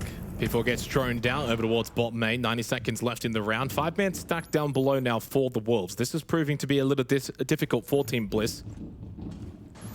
Able to deal with at least one of those Vulcan canisters in terms of time delay. Very important. Obviously, the smoke is up as well from Shinka. You've got the Yokai, so again, that stall out will be prevalent and will be something that Bliss have to be mindful of. That time is not going to be on their side here and need to get moving and shaking sooner rather than later. And it's looking like an elevator bot main stairs focus. Maybe also lobby hatch as well. I don't think they're going to opt to maybe go for a full server side stack. Oda trying to just see if he can find an angle here to get an opening pick. Under 60 seconds. Guys, time is dwindling. Shinka still with 3 smoke canisters, so a default plant here through server is going to be very challenging as the first of those are dispersed. It's no time here. It's going to come into a hatch drop for Bliss, perhaps a back push through gold as well at the same time. We'll see if they're able to pull this off with 30 seconds now on the clock. Flash out, smoke out from stage. Fisher got to go once in again. I think he might have gone a bit deeper here, or otherwise that smoke missed. Never mind, in the end, Shinka does die. Fisher gets off the plant. 20-second trades out, 3 versus 4 in favor of the Wolves, though. Oda, bot main, you need to push. 15 seconds left. You're going to be the one now to make a bit of contact here. Try and find the next kill or two. Otherwise, the rest are going to go down. Indeed, yeah, Fisher's gone. That's your planter. Down on the floor. Brendo in a 1 versus 4. Wolves are going to make this 5-5. A very, very strict defense on basement. They look strong. And they're making that comeback here look very possible. They didn't go down too significantly, but now 5-5 starting to really take the ascendancy here on Bank. Goyo, Smoke, Echo going for a default plant. Bliss, I think we're a little bit optimistic in that round. Wolves made very few mistakes. Mowgli as well, big 2K in that chaos. You flip that, maybe Bliss can then overload the objective and make things a little bit more challenging, but not meant to be, and basement continues to be a defensive haven. Yeah, that was big there from Mowgli. Massive moment again. He's been the MVP so far in this match. 10 seconds left. If you said what you said in terms of that flip, Mowgli doesn't get that double kill. Maybe you get hatch control for Bliss. They can overload side a little bit easier. Doesn't happen. Mowgli stands his ground. And Wolves make it 5-5. A very tense affair for a team matchup that has a lot of history when it comes to Bliss versus Wolves at these international tournaments. It feels like it always goes the distance between these two teams. Chalet to come after this, a map that Bliss have beaten the Wolves on previously. 5 seconds to insert. Bank was the unknown. Clubhouse, a map where maybe I think Bliss won't be feeling too confident. Is to locate a bomb and defuse it. Big round here. Who can get map point to begin? Is this going to be an early jump out from Bivu? That would be insane. And the Sen's being brought here from Sage on. Yeah. Tell you what, we might well end up seeing every operator played at this event. We're probably actually getting quite close to that at the moment. I'm not too sure. Attackers have located a This could bomb. be very intriguing. I think the big storyline, though, is we are not going to see basement again here for Wolves in regulation. That's the big storyline. So they're going to have to step up on these tertiary sites, which have proved to be difficult. Mowgli roaming around on the Vigil. 15 and 8 for him. Again, another standout performance after a good first day here at SI. A little bit more quiet, though, from Deadshot. You think back to yesterday, he was absolutely farming. Only 2 kills here in 11 rounds, or 10.5 rounds. Well, historically, this is where APAC crumbles. They always get a sniff. They always feel like they're in with a chance. It gives the fans hope, and then that hope gets crushed time and time again. Can the script be flipped this time by Bliss at 5-5, looking to steal a map against Wolves? Top square control. Now, that's an easy shot from Deadshot. Head gone from Fisher Guy. That's a long angle as well from front desk. 90 seconds left in the round. Wolves take the advantage, not just in this round, but now for this map. P4 lurking archives. Still needs to be cleared. Brendo, maybe just hoping for something to go his way. He saw that little shoulder peek. Brendo in position, but expecting maybe push out a janitor as well through that stock hallway. Eventually just lit up, though. A flurry of gunfire towards his location. The Sens ROUs are out, though. With a minute 10 left, it's all the advantage for the Wolves. Again, there's that jump out. It came. Mowgli goes down to the Claymore. 2 versus 3. Sage, is he on though in the moment? The Nitro Assault is massive there from Shinka. Werderpools can't clutch up, and the Wolves, they'll take map point from a deficit here on Bank. They've clawed their way back, and they've got themselves into a position where they can take their map pick in this best of 3. Yeah, a critical round there on a critical objective. Bliss were trying to cook in that round, I think, playing around that sense, but it just did not work. Stock hallway proving to be quite a challenge. Brendo as well, stuck into triple crossfire top square. This first pick, though, insane. Fisho taken down. And with the Salmos off the board, that only made things like clearing the mirror windows, for instance, even more challenging. Jump out, dislodge, repel. We've seen that already from Wolves in the past. And I think I'll be quite pleased with how that round played out now on match point. You see the reactions there from Wolves and how much they're taking this seriously and the respect that they're clearly giving to Team Bliss. 5-6, match point. But again, no basement available. So we go to staff room and open area to conclude regulation here of Bank. Still an opportunity for Bliss to send this one to overtime. But right now, Wolves with all of the momentum, and that's the worrying sign. If you're a Bliss fan, if you're an APAC fan, Wolves look like they've probably got this one sewn up. with the way that the last couple of rounds have started to really flow. 5 seconds to insertion. 16 and 9 for Mowgli. Double digits now for P4. Bibu's been very strong. And a very critical kill from Deathshot. It's been that team performance from Wolves in this back half, in this defensive half. What was the score? Wasn't it 5-2 at one point? Scanning for electronic devices. Spotted a bomb. You don't know? I swear it was. If not, close to it. Either way, it's been a massive comeback for Wolves. Yeah. And deservedly so. They've really picked up the pacing. They've really been leaning into the mirror a decent amount here on the defense. So we'll see if Bliss have the capabilities to try and counteract that. Brava being brought out here for round number 12, the final of regulation. So we'll see if that can be used to maybe hack a cam or two, or dislodge a nuke jammer even as well. Brendo snuck all the way into Arcos. He has a yellow ping, had a free kill, but unable to convert. P4 just able to slip away. Very low there now. P4 does have a Nitrocell. May opt to use that earlier rather than later, since he is very critical in terms of health. Mowgli throws out his own Nitrocell to get that kill into Brendo. That is sharp. Mowgli's almost on for a 20 bomb here on Bank. Looking to cash in this map. Their map pick. And now with the player advantage. Zero cam's being utilized here by Oda to try and find some kind of information. 90 seconds left in the round, and they look a little lost, a little shaken, and a little beaten up here by Wolves. Fisher guy just goes a little bit quicker through that stock hallway into stock. No, main stairs might be the approach. There's that Nitrocell for P4. Terra's in the background going off from Wettables. I really just don't feel like Bliss have been able to achieve enough in this round to open up conditions for victory. Wettables might be able to sneak through E-Box and try and find something. Oh, the timing. Nitro goes out. Wow. Oda to fall. It's a 3 versus 5 as the Aussies falter at the final hurdle here on map 1. The underdogs now under the pump, under pressure. Looking outgunned and outmatched here now to close out Bank. Deathshot looking to push Electrical, and this will be the final nail in the coffin for this map. Indeed it will. From a 5-3 disadvantage for Wolves, they have clawed back the next 4 rounds to close out this map. Sage in a 1 versus 5. Not going to happen. It's flawless and clean from Wolves. Yeah, started a little shaky, little slow, looked a little vulnerable, but boy, did they bounce back. And Mowgli, a key performer for them in that map. I tell you what, when the first half concluded, I was a little bit concerned for the Wolves. I was like, damn, the way in which they lost, that has got to be a little bit demoralizing. But they picked themselves back up. They gained momentum off the back of Basement, then swept the floor towards the end. As he mentioned, as is always the case with teams from APAC, from O's, Bliss got a sniff. Not quite good enough though on map number 1. How many times have we read the same storybook? How many times do we have to go through the same script? It's close, but not close enough when it comes to APAC, let alone OCE.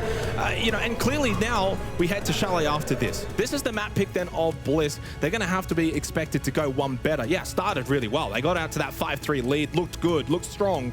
Wolves, though, clearly showed their experience, something that, of course, Bliss lack here. Never been to an SI before, and I think it showed a little bit there in that map.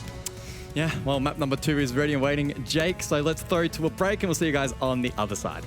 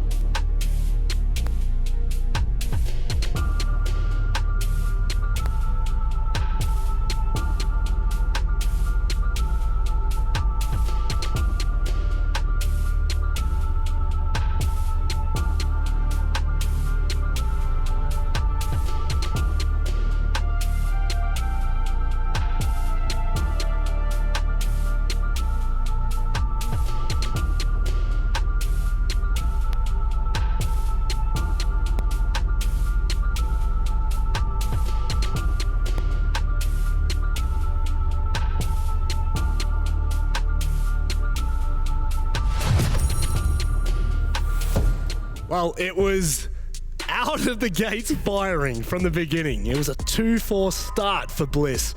They ran out of steam, unfortunately, when they got to that second half. But Wolves really showed their determination in that second half. I'll tell you what, that was a map that I'm sure Bliss will look back on and wish they could have done things differently. And unfortunately, that's the way the cookie crumbles. Yeah, they had a really good start, and especially I remember the halftime call that Helby did, and it's like, oh, you know what, 2-4 for us right now, not really ideal, and then they go and win the series 7-5. So it's still possible, of course, for them to come back, and I feel like a big part of that was the attacking half of Blitz. In the later half, of course, just skipping that first half for a second now, but it really seemed like they were playing a little bit slow there. Yep.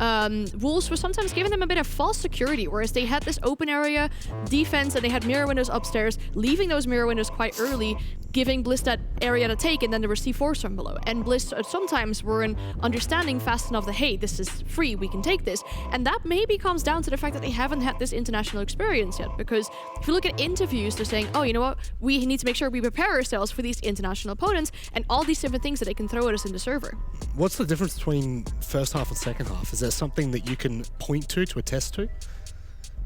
I think Bliss showed a lot of promise in the attack. I mean, they were getting a lot of those first picks during the attack. That was obviously the biggest thing. They had 4 first picks on attack, and then the 2 rounds that Wolves got on their defense, on their attack, I believe, it was traded immediately from Blitz. But once the sides were swapped and Bliss actually had to attack while Wolves were defending, Wolves got all of the opening kills. They had 8 opening kills total. None of them were traded. A lot of them were coming out usually in the last 60% of the round where there was not much time left.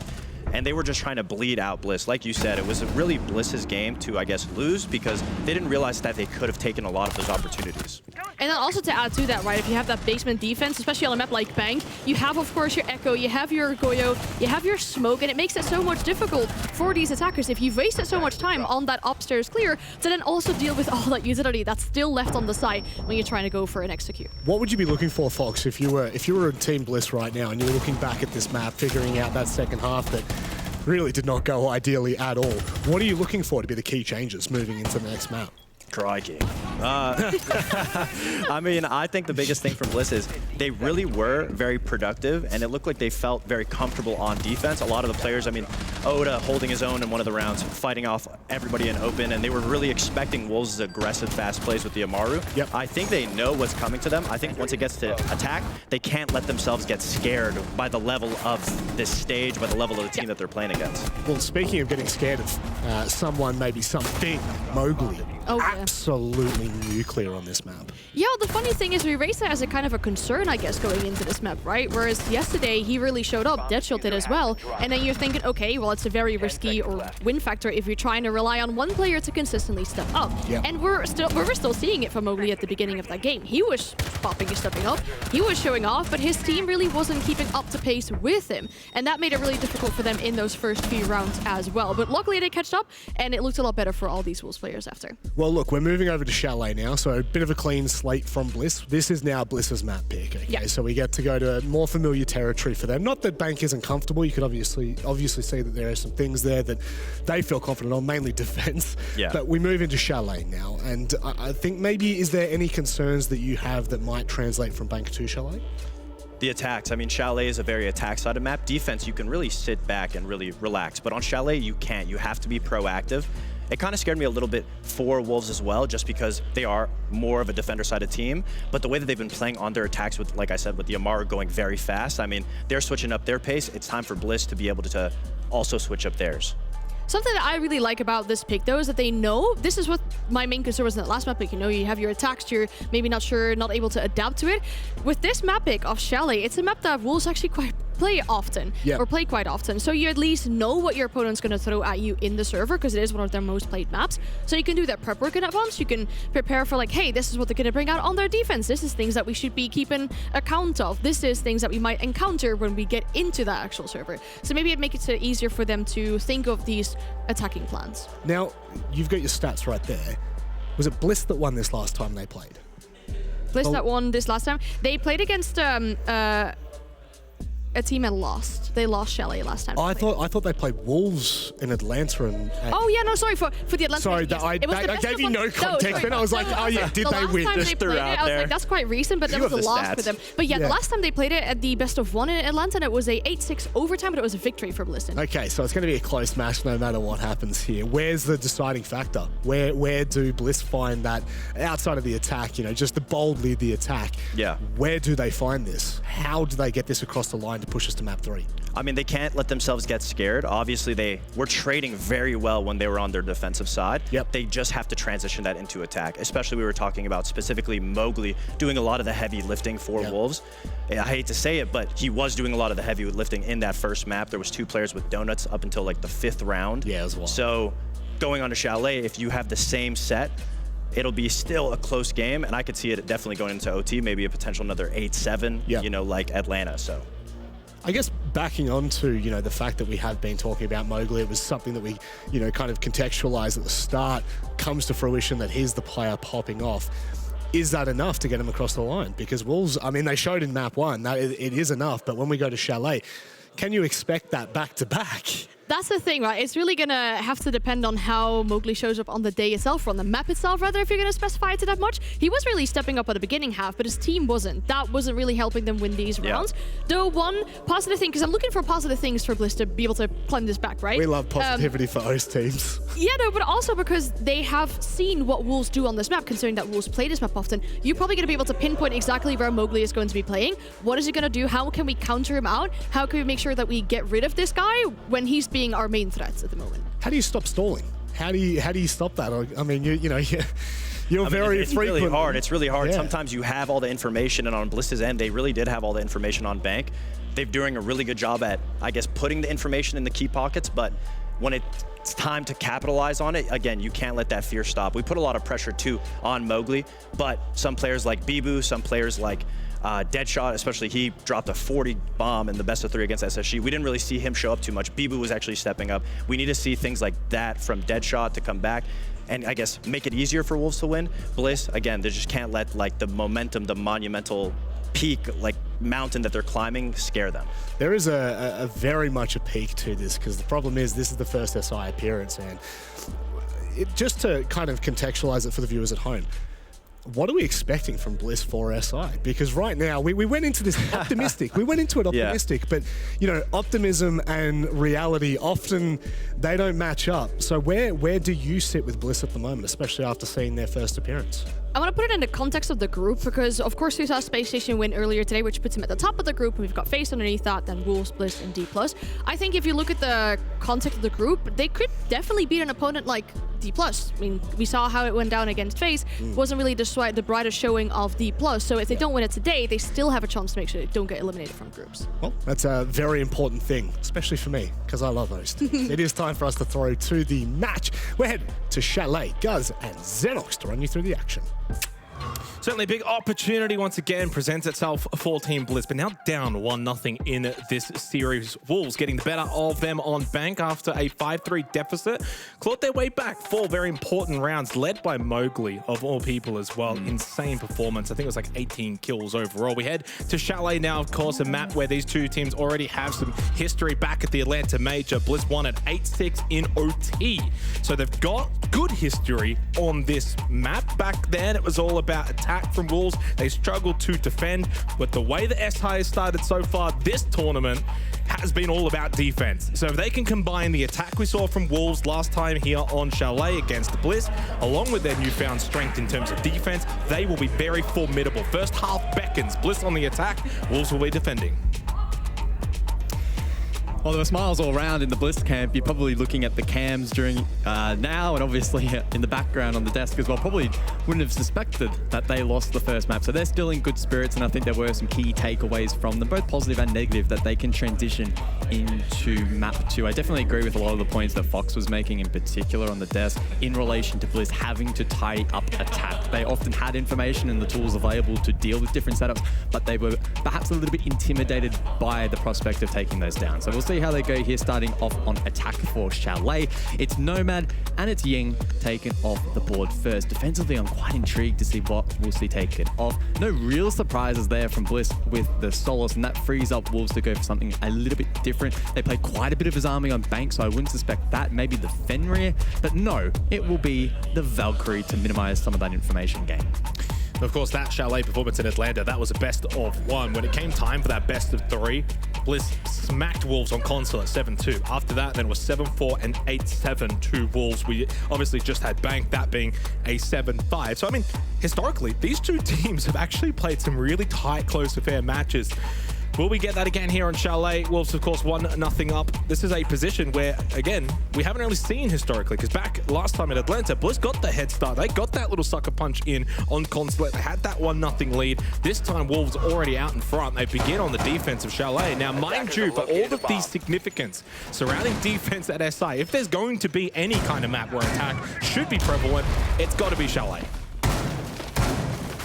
You say that. We'll wait Do say that. We'll It's wait, gotta be and something. see. I mean, Fenrir's still up, Azami's still up, so a lot of tools still available to this defensive half, and Wolves, I'm sure, of the momentum that they've been able to gain over on Bank, 10 seconds they may to well go. be able to transition that over towards Chalet. But I definitely agree with the overall sentiment that seconds to this insertion. should be another close match. Yep. Probably a little bit unfortunate for Bliss they couldn't Attackers push are Bank to heading out OT, but I wouldn't be to the bomb. surprised if we see it here on Chalet. And I would definitely be bracing for a 3-map series. And again, Really? shouting out the host viewers who are probably still grinding it out. I think it's like 3, 4 a.m. Almost 4 a.m. So sorry guys, if it goes to 3 maps. Yeah, I mean, Wolves have beaten W7M on this particular map. Very strong. And a real strength for Bliss here is that it's probably their best map, right? I mean, it's so well renowned for Bliss. You go back into the, you know, about a year ago, earlier days, back when Jigsaw was on the roster. I mean, he's got a call out basically on this map outside Piano Window. That's how prevalent this map is for Team Bliss. So expectations should very well be there. I would be shocked if Wolves absolutely smash Bliss here. I wouldn't be shocked if they win it, and I'm probably expecting it to be very similar to Bank. If I had to predict like 7-5 to Wolves here, I think would be my guesstimation as to the way Chalet might and maybe should play out. We'll see how it goes. There's Oda on the Kali to begin here in the opening round. They are indeed attacking, and as I said, yeah, some very strong operators still very much on the board. His army there blocking up the keeper barrier. The Fenrir is also very difficult, makes those entries difficult when especially combined with the likes that you've got so many kind of trap-based utility operators as well already. The Legion, the Frost being brought to the table as Deadshot loses a big chunk of his life, but P4 makes up for it with the opening kill in the round. He almost too lost his life. Deadshot was eventually finished off, and some pressure here. Oda outside, above Jigsaw's position of old, outside that piano window. There's the repel in from Sajon though to get a little bit of control towards Solar side of things. Just under 90 seconds remaining. One thing that they struggled with on Bank was pacing. Shinka just gets into a nice position where Sage couldn't quite see him on the angle he was holding here of Trophy Stairs, and it makes it a 3 versus 3. Will Bliss be able to clear out this position? I thought maybe they combo a Brendo nade followed by the swing from Fish. Instead, they'll actually trade positions. Frag grenade still used. 2 in fact to rebound. Shinka forced back, taken low. The second nade does not finish him off, able to survive. 50 seconds on the clock and he can look to bunker down. Bliss now looking stalled out once again. Makes that repel now into Solar very difficult. Mowgli gets rid of Oda, who I thought was going to be a big factor in this round. Fisho, big trade. Needed that in towards Trophy. Gumine stepped on, needs to be taken out here as well as he continues to just bleed down. Eventually gets rid of it. 35 seconds left. Shinka's low, so is Fisho. He's the one with the diffuser in hand. Bit of control towards Trophy. And Brendo now drops towards Logs. 24 seconds. Needs to get control over towards West Main here. Gets rid of the default, has to be taken out. No real pressure. Gumine stepped on. Fisho there. Oh, and up close. Maybe not expecting Mowgli to take that little contact moment there. 13 seconds, not a lot of time. Just have to rush here. Brendo's going to go fast. One above, one below. And the below in Mowgli continues a strong performance here in this best of 3. After dominating on Bank, he brings it to Chalet. Clean start for Wolves. Yeah, pretty close round though, coming down to the wire. Wolves and Mowgli in particular able to lock down the objective. Fisher cut down, makes it difficult for Brendo. The timing there from Bliss in the 2 versus 2, not great. But it probably rewinds further towards Solar. Sage caught in that blind spot. He just doesn't see the Fenrir push the stairs simply because of the gun model blocking that particular vision, made it really difficult. Solar then challenging to contest. We saw the pivot from Bliss through West Main. That was a clean shot from Oda that we didn't catch live. Look at that. And then Shinku just runs straight into his arms. I don't think either player knew the other one was there. Obviously was looking above, was Sage, maybe expecting a vault over coming out of bathroom. And Mowgli strong on defense, 3 to begin. 21 kills now from the 2 maps. He had 18 with just the 9 deaths back on Bank. And Bliss looked calm. They were all smiles going into Chalet, whereas it was more the stoic look on the faces of Wolves. They were very much prepared. And again, with their reactions here, they have just looked really locked in and focused. Took down SSG yesterday. They get through Bliss already. And it really does sort of quell any kind of nerves that may have been there coming into S-site. Opening kill Brendo. Not sure how that's happened. Bibu, not ideal to lose the Legion early on, especially with that utility that can generate throughout the round with the Goo Mines. But a good start there, at least for Bliss. Attacking has been difficult for them so far to begin. Here's a quick little replay. It was indeed a jump out here from Bibu. Got aggressive. And you can see it. Look at the outlines, and I can see we have an overhead off to the side. Every single player from Wolves had a spawn peak prep there. Every single one. So looking to be ultra aggressive, trying to find an early advantage. Doesn't work out for them though here in round number 2. And we'll see if Bliss now with an advantage can find some confidence on attack. It's the Sens and Glaz combo. Fisher Guy and Oda. ROUs can go out, maybe in towards bar games, maybe get the half wall control. Not too sure if they might also want to be able to do that up towards library. We'll see what the decision making is going to be.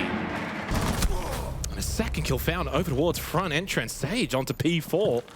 I mean, these are good signs. Bliss need to get these kind of kills. This is where their weaknesses have certainly been. Back on Bang, and Oda gets involved. There is that ROU, and surely to be able to get rid of the player over towards Fastock, Gumai, doesn't really matter at this point. The round is basically done. Mowgli over towards Mud, maybe wants to go for a jump out, but hey, they're in sight, and they've got all strength in numbers as well.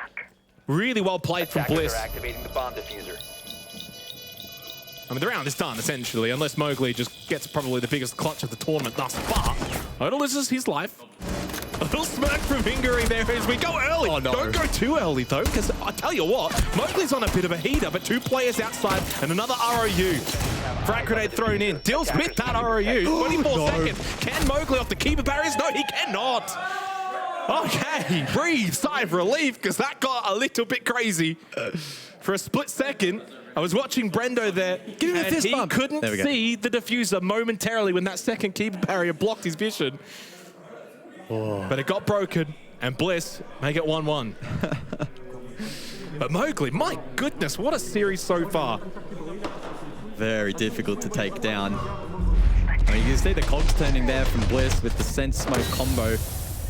Those Sense ROUs are very easy to see through as a Glaz, even if you're not completely still and stationary. I thought for a moment there with the keeper barriers, Mowgli could do something special, but obviously overwhelmed. I don't know how successful that push would have been if there were a couple of members of Wolves still standing. I think it's obviously good in clearing out backstore, but without pressure up above, it would have been challenging. But they did their early due diligence, Bliss. They shut down 1 spawn peak.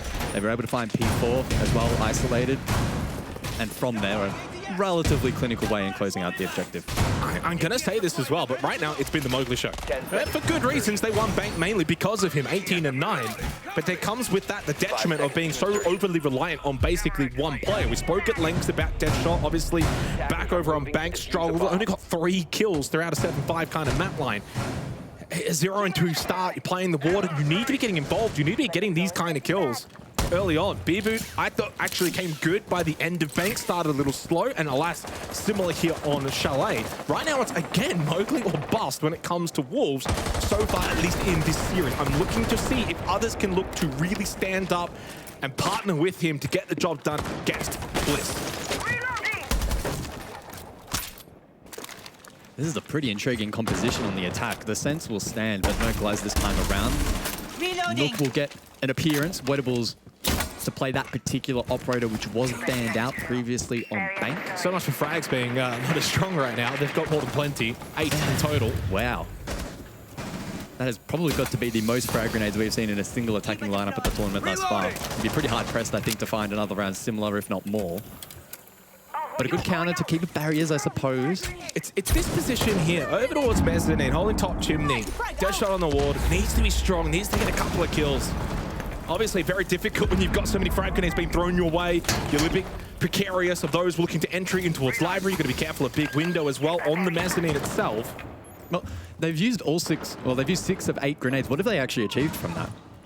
I could not tell you and pinpoint exactly what Bliss have been able to do and how that's going to aid them in winning the objective, because there's so many keepers still standing, so many power positions still being held.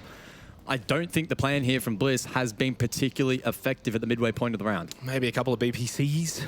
Hard to really gauge. We didn't quite get to see all of them thrown out. People are just lurking over at the half wall. Mowgli going for a bit of a push over towards Piano. Not a lot of map control here, and it may be an opening kill. Just outside Jigsaw. Player able to survive. I think that was Oda. Sage gets lit up towards K9, and P4 deals with him. He's second in quick succession with 60 seconds left. It's been a very stagnant attack from Bliss. Wolves are going to be able to punish them, as you would expect. Brenda with a red pick needs to get that kill. Does so from Piano. Doubled up with Oda. Gives them a lifeline now in this third round, but certainly Wolves with the advantage. And Mowgli's still an absolute pest to deal with. Adrenaline surge incoming. Smoked out. Off, but the Warden now. Deadshot, can he find himself in a playmaking position? The shield's still standing. 8 grenades, not enough to deal with that one. It's a clean headshot. Fisho responds with the DMR. Bieber has a favorable line of sight behind this keeper. Daria doesn't want to take it down. I thought maybe there'd be 2 there for Brendo. Fisho now in the 1 versus 2. 20 seconds on the clock. Deadshot from up above. Might be able to find a kill, but won't be able to, at least initially. Diffuser stuck. And it is the Vert to find the kill for Wolves. Yeah, just that little moment there. Brendo, can he get that second kill towards top library stairs? If he does, suddenly it's a 2v1 for Bliss with Fisher guy planting, and Brendo would have had Vert. That becomes a very powerful position. That's how close that round ended up being. Credit to Wolves again, though, standing strong defensively has been a strength for them so far here at SI. Attacking, yes, questionable. They haven't won too many attacking rounds, but defensively they've looked really locked in. And one thing I like there as well, especially for Bar Games defense, they didn't just play that kind of stack. We saw how much position they were kind of taking towards Office, towards Piano. They had the extension towards Top Chimney over at the mezzanine as well. They made it very difficult for Bliss to just get inside of the map, try and get map control. They shut all of that down. Again, Mowgli with a peek down the hallway. I thought this was really good from Fisho. Obviously, Mowgli has got superior position with the Vert. He goes to 7 kills, and Wolves again look strong here on Chalet. Yeah, a little bit frustrating there from Bliss. I'm still not particularly a big fan of that 8 nade lineup, and even just the composition of the... It's hard to say. We don't know what they got from that. We didn't quite get to see, but I think I would agree with you. We can say it wasn't enough. Yeah. Keeper barrier is still standing, especially the one top library stairs and the deployable shield. I mean, those are 2 very basic pieces of utility that you would expect to be dealt with by an attacking side. So honestly, that round probably shouldn't have been as close as it was. Credit, though, for Wolves in closing it out. 2-1 lead. Round 4 we go. And it does very much feel like we're probably building up to another close map.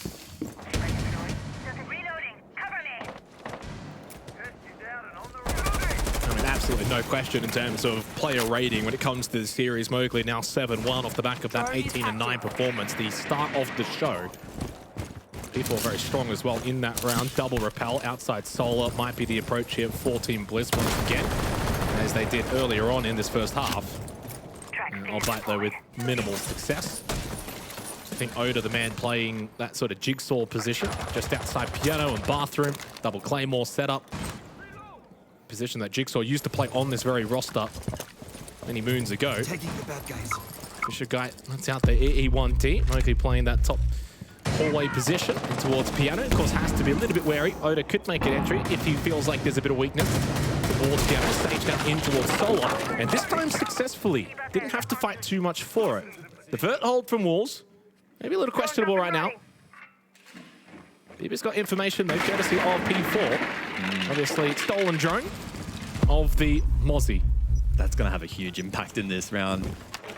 Still a Nitro cell in P4's pocket as well.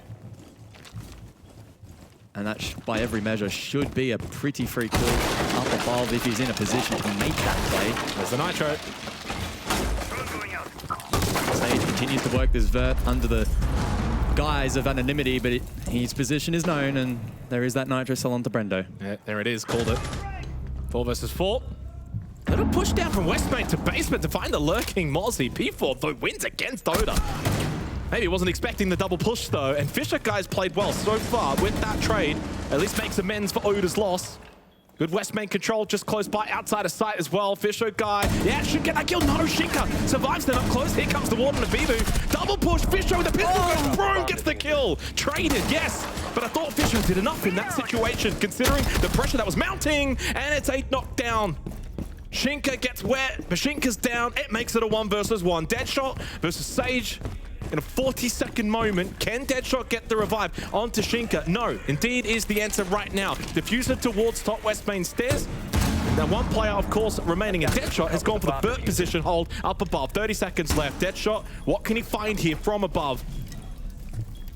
He has the sound, he has the position, the MVP of day one in Deadshot against the MVP of Atlanta day one in Sage. And can't drop. Hatch closed. We saw it just then. Has to make his way down trophy stairs. Love to keep a barrier usage. Sage, though, good trigger, discipline, and gets the headshot kill onto Deadshot. Big round there from Sage. Big round from Bliss. And starting to fight back a little bit here, certainly in these rounds. And I didn't want to curse it because I knew the Aussies would be very upset back home if I did, but that's the kind of position where Sage locally in OS League, he does not lose 1v1s. It's almost unprecedented that he loses it. Obviously a whole different Sage here at SI, but again, showing that he can be so composed in those moments. Despite being put on the island for the plant, he had the confidence to stick it and then make that really nice play, nice peek over towards the trophy stairs.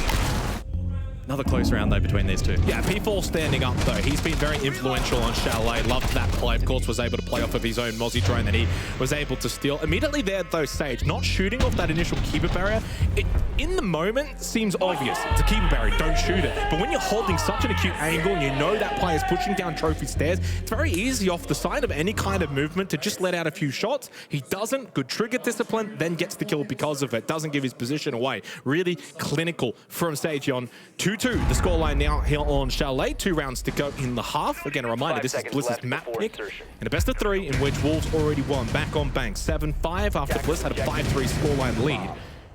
These two teams historically love some close matches. But historically, Bliss usually come off second best. Yeah, they picked up a couple of map wins against Wolves, but Wolves have certainly got their numbers. Brendo's been good. 6 kills so far. And the tuber out. Oh, they're just going to in here as well. This is something to keep an eye on. Surely a quick hit here. They're just going to open the breach, send out the Sense ROUs, and go for the plant. Zoto? 2 players. Zoto! It is there, just in time from P4. Perhaps Bliss not having a read that tuber out is on the board. They might still commit to this though, keeping in mind that Thermite is a pretty decent counter to Tubero post-nerf. Breach opened up. No follow-up though from Bliss. Sage with a fake. But that diffuser now being rotated off. Now, mind you, though, Zoto canister still can have an impact in this round. 2 more remaining for P4 if he does win to kind of throw them out towards main breach. But honestly, 2 minutes on the clock, main breach opened up. Now they can kind of just traverse around the map, put pressure elsewhere. You know, especially basement when it comes to Chalet, teams defensively are going to be roaming, such as the makeup of Wolves right now. And now that they've got the time, main breach already opened up. That's kind of that last resort later in the round if required. Deadshot of the mezzanine, 1 and 3 on the Mozzie. A lot of numbers here for Wolves, though. They've got at least what I can see in terms of the outlines, 3 up above, and they've still got that kind of library stairs control. They will begin, though, to rotate off and give away that control to Bliss, knowing that time will become a big factor for the attack. And questions will be posed as to whether or not Bliss can convert control in towards the objective. Mowgli, though, caught off guard. Does he get brought back up, though? I think over towards Fireplace Stairs, he could easily get revived from that position, and will. Very low, though, for the remainder of course, this round. 60 seconds of which is all that remains. Main breach still being watched. Sage is certainly going to be a big factor with those ROUs, and he's actually got one in hand and just thrown it out. Where's that? Okay, front entrance, 1 more available. Timer factor, though. Pibu going for a bit of a flank as well. I'm not going to be honest here. A 5 versus 5 here. Chalet defense. I'm liking what I'm seeing from the Wolves. Yeah, like good peek up as well. No one watching 5 play stairs. Mowgli just gets aggressive. He was low on health. They got the knock on him, but he eventually fights back. Brendo just sucked down in towards blue from bot library. Double kill shakes up the round. 30 seconds left. Suddenly, the onus is back on the Wolves now to salvage this, and Bibu with the flank. Towards main entrance, he gets through. That kill onto Oda. 3 versus 2. Vert no more. He drops, but so does Brendo. Wediples in a 1 versus 3. He can't clutch up. Wolves too strong defensively once again. Yeah, really good presence of mind there from Wolves towards the late round. Brendo a bit of an X-Factor performance through blue to find a quick 2K. But then the re-aggression through lobby and the ability to lock down those remaining attackers, a good sign for Wolves.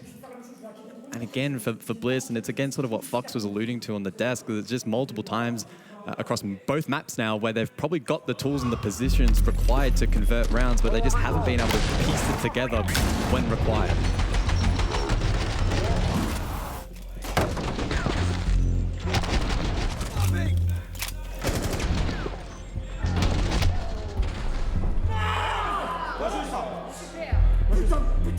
You can see what it means for them as well. After getting that win against SSG yesterday, wanting to shake off a team that's clearly given them some issues in the past at these international events. 10 seconds left. 3-2 scoreline now for the Wolves on the defense of Chalet. 5 seconds. And certainly I think, again, a map where 2 attacking rounds is not going to be good enough for Bliss. I think they need this third. Is to defuse a bomb. Not too worried about the defensive sided number of things so far here at this 6 Invitational on this map on Chalet. And from what we've seen of Bliss, they're going to need this third attacking round. But I will say, Wolves again have lacked when it comes to attacking at this event so far. Drone is on the move. They did get 4 attacks against Bliss in Atlanta, so something to just keep in the back of everyone's mind as we edge towards the conclusion of the first half. And I don't want to sort of focus out Oda. I do it too much, at least back home. But 2-5, he was very influential back on Bank, and I think a big reason why they were so strong.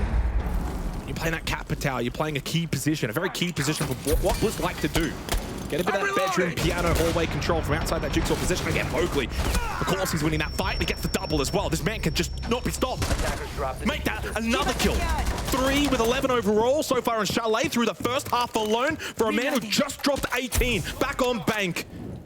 Mowgli is not here to mess around at this SI. Neither are the Wolves, but it's a 2 versus 2. But Mowgli's still up, and that's the key factor here. He's their win condition right now, not just in this map, but in this series. 11-3.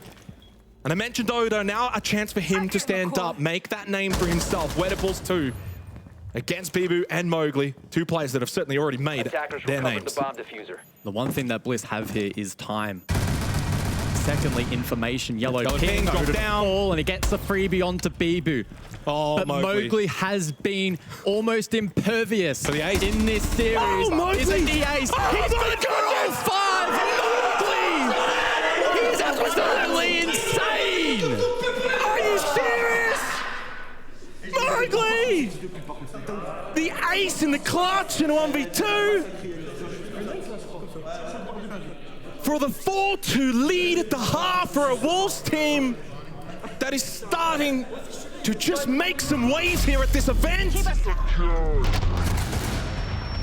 We've said it back on Bank, said it again on Chalet. He's their win condition. And boy, is he winning a lot. 13-3. He had 18-9 on Bank.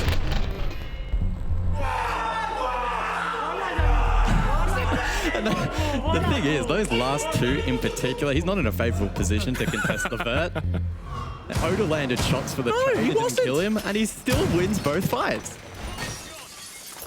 Well, if that's not a backbreaker for Bliss, I don't know what is, because they should be now at 3-3 going into the second half. Defense, Chalet maybe feeling they can get the job done here, but honestly, right now, they are under the pump and under the gun against the Wolves team that are looking quite strong to begin this 6 Invitational. There were a few coming into this event that maybe wouldn't have rated them all that highly. You looked at this group, FaZe Clan, they were the team many would have looked at here in Group B. Well, guess what? They lost to SSG. 2-0, mind you. A team that Wolves already beat yesterday and stomped them 7-2 on Consulate.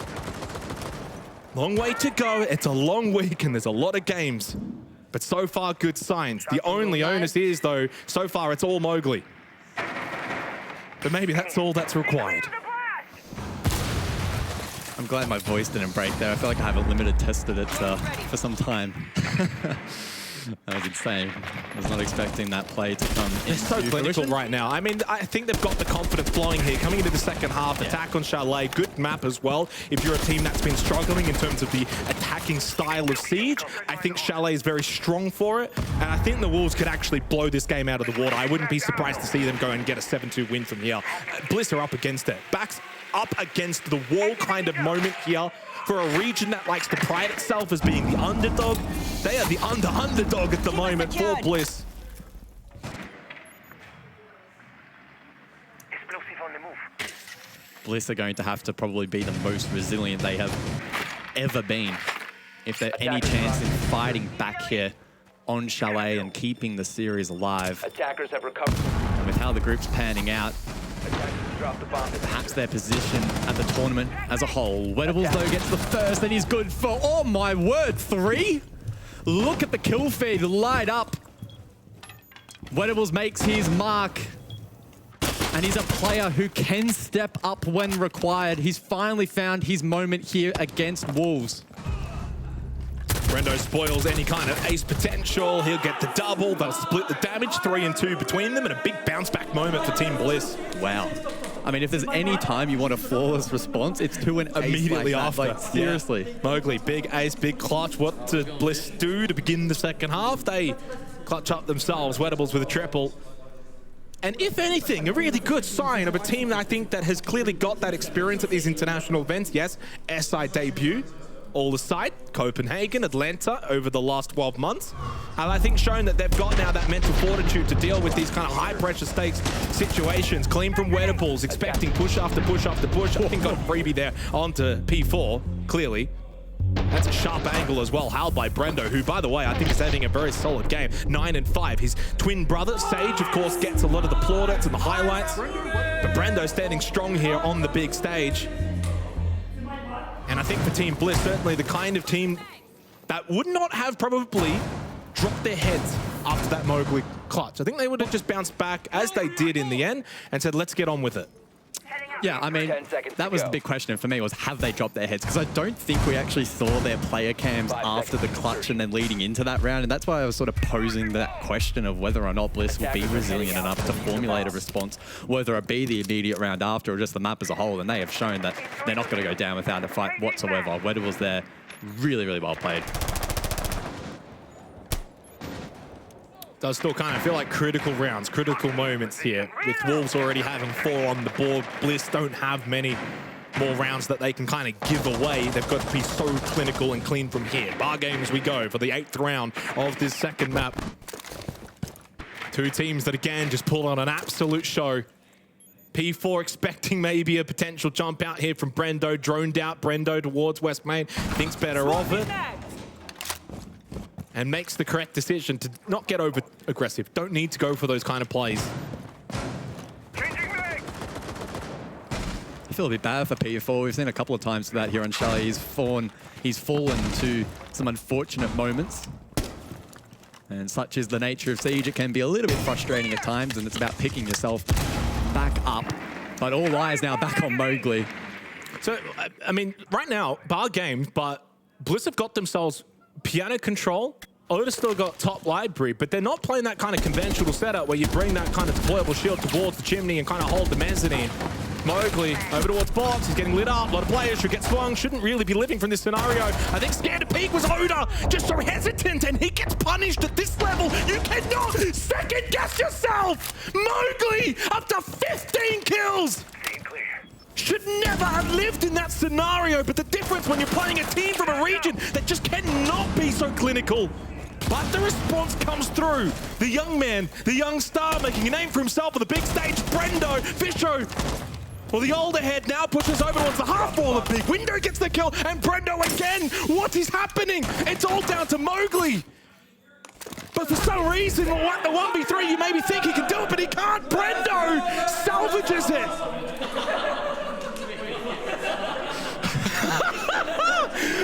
We effing suck. But they got the round win. It's 4-4. What a game. I'm glad they said it. Oh, my word.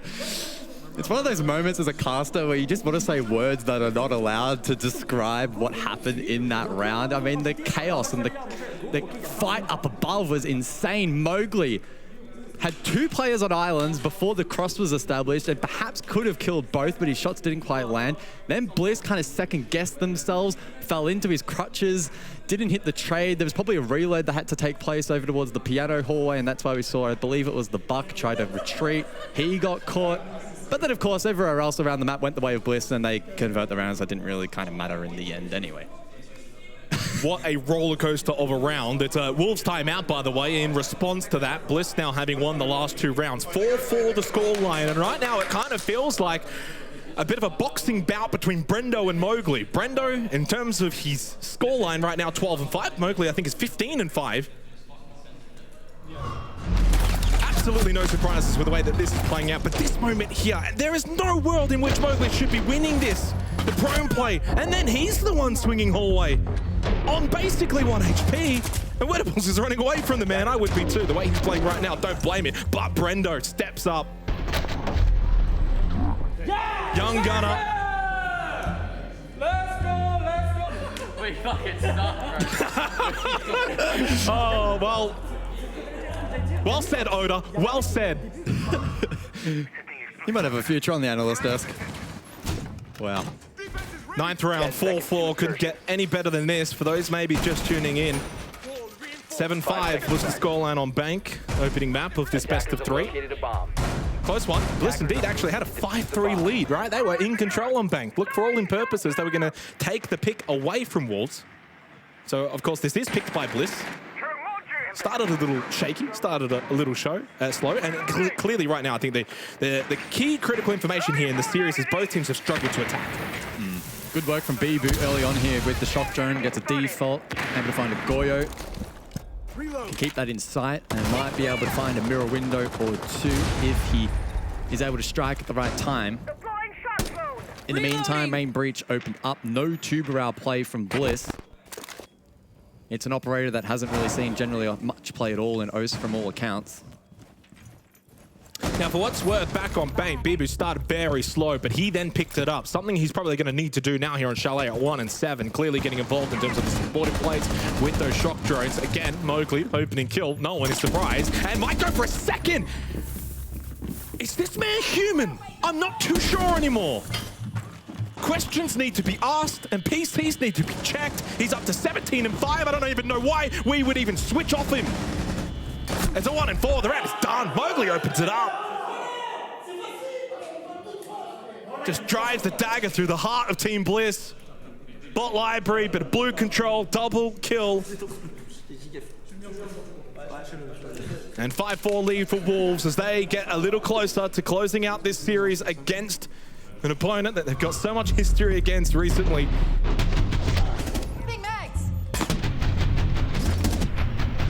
Questions being posed of Team Bliss. Questions being posed as to what the kill record may be in a best of 3 as well, because if this ends up going to a 3rd... I mean, probably would need the 3rd map.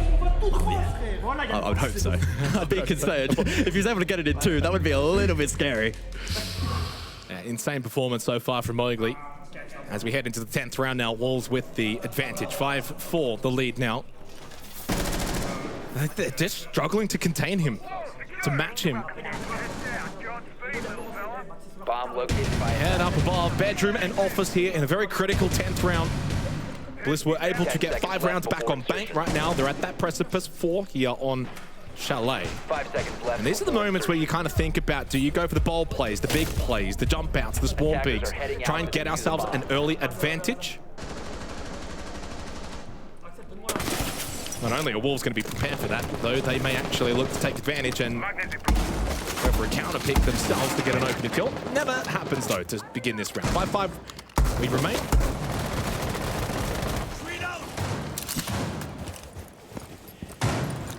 Attackers dropped the diffuser. Might be a solar approach here from Wolves. Big on double repel. Some initial pressure over towards solar. Double repel. We saw this employed from Bliss on a couple of their attacks as well.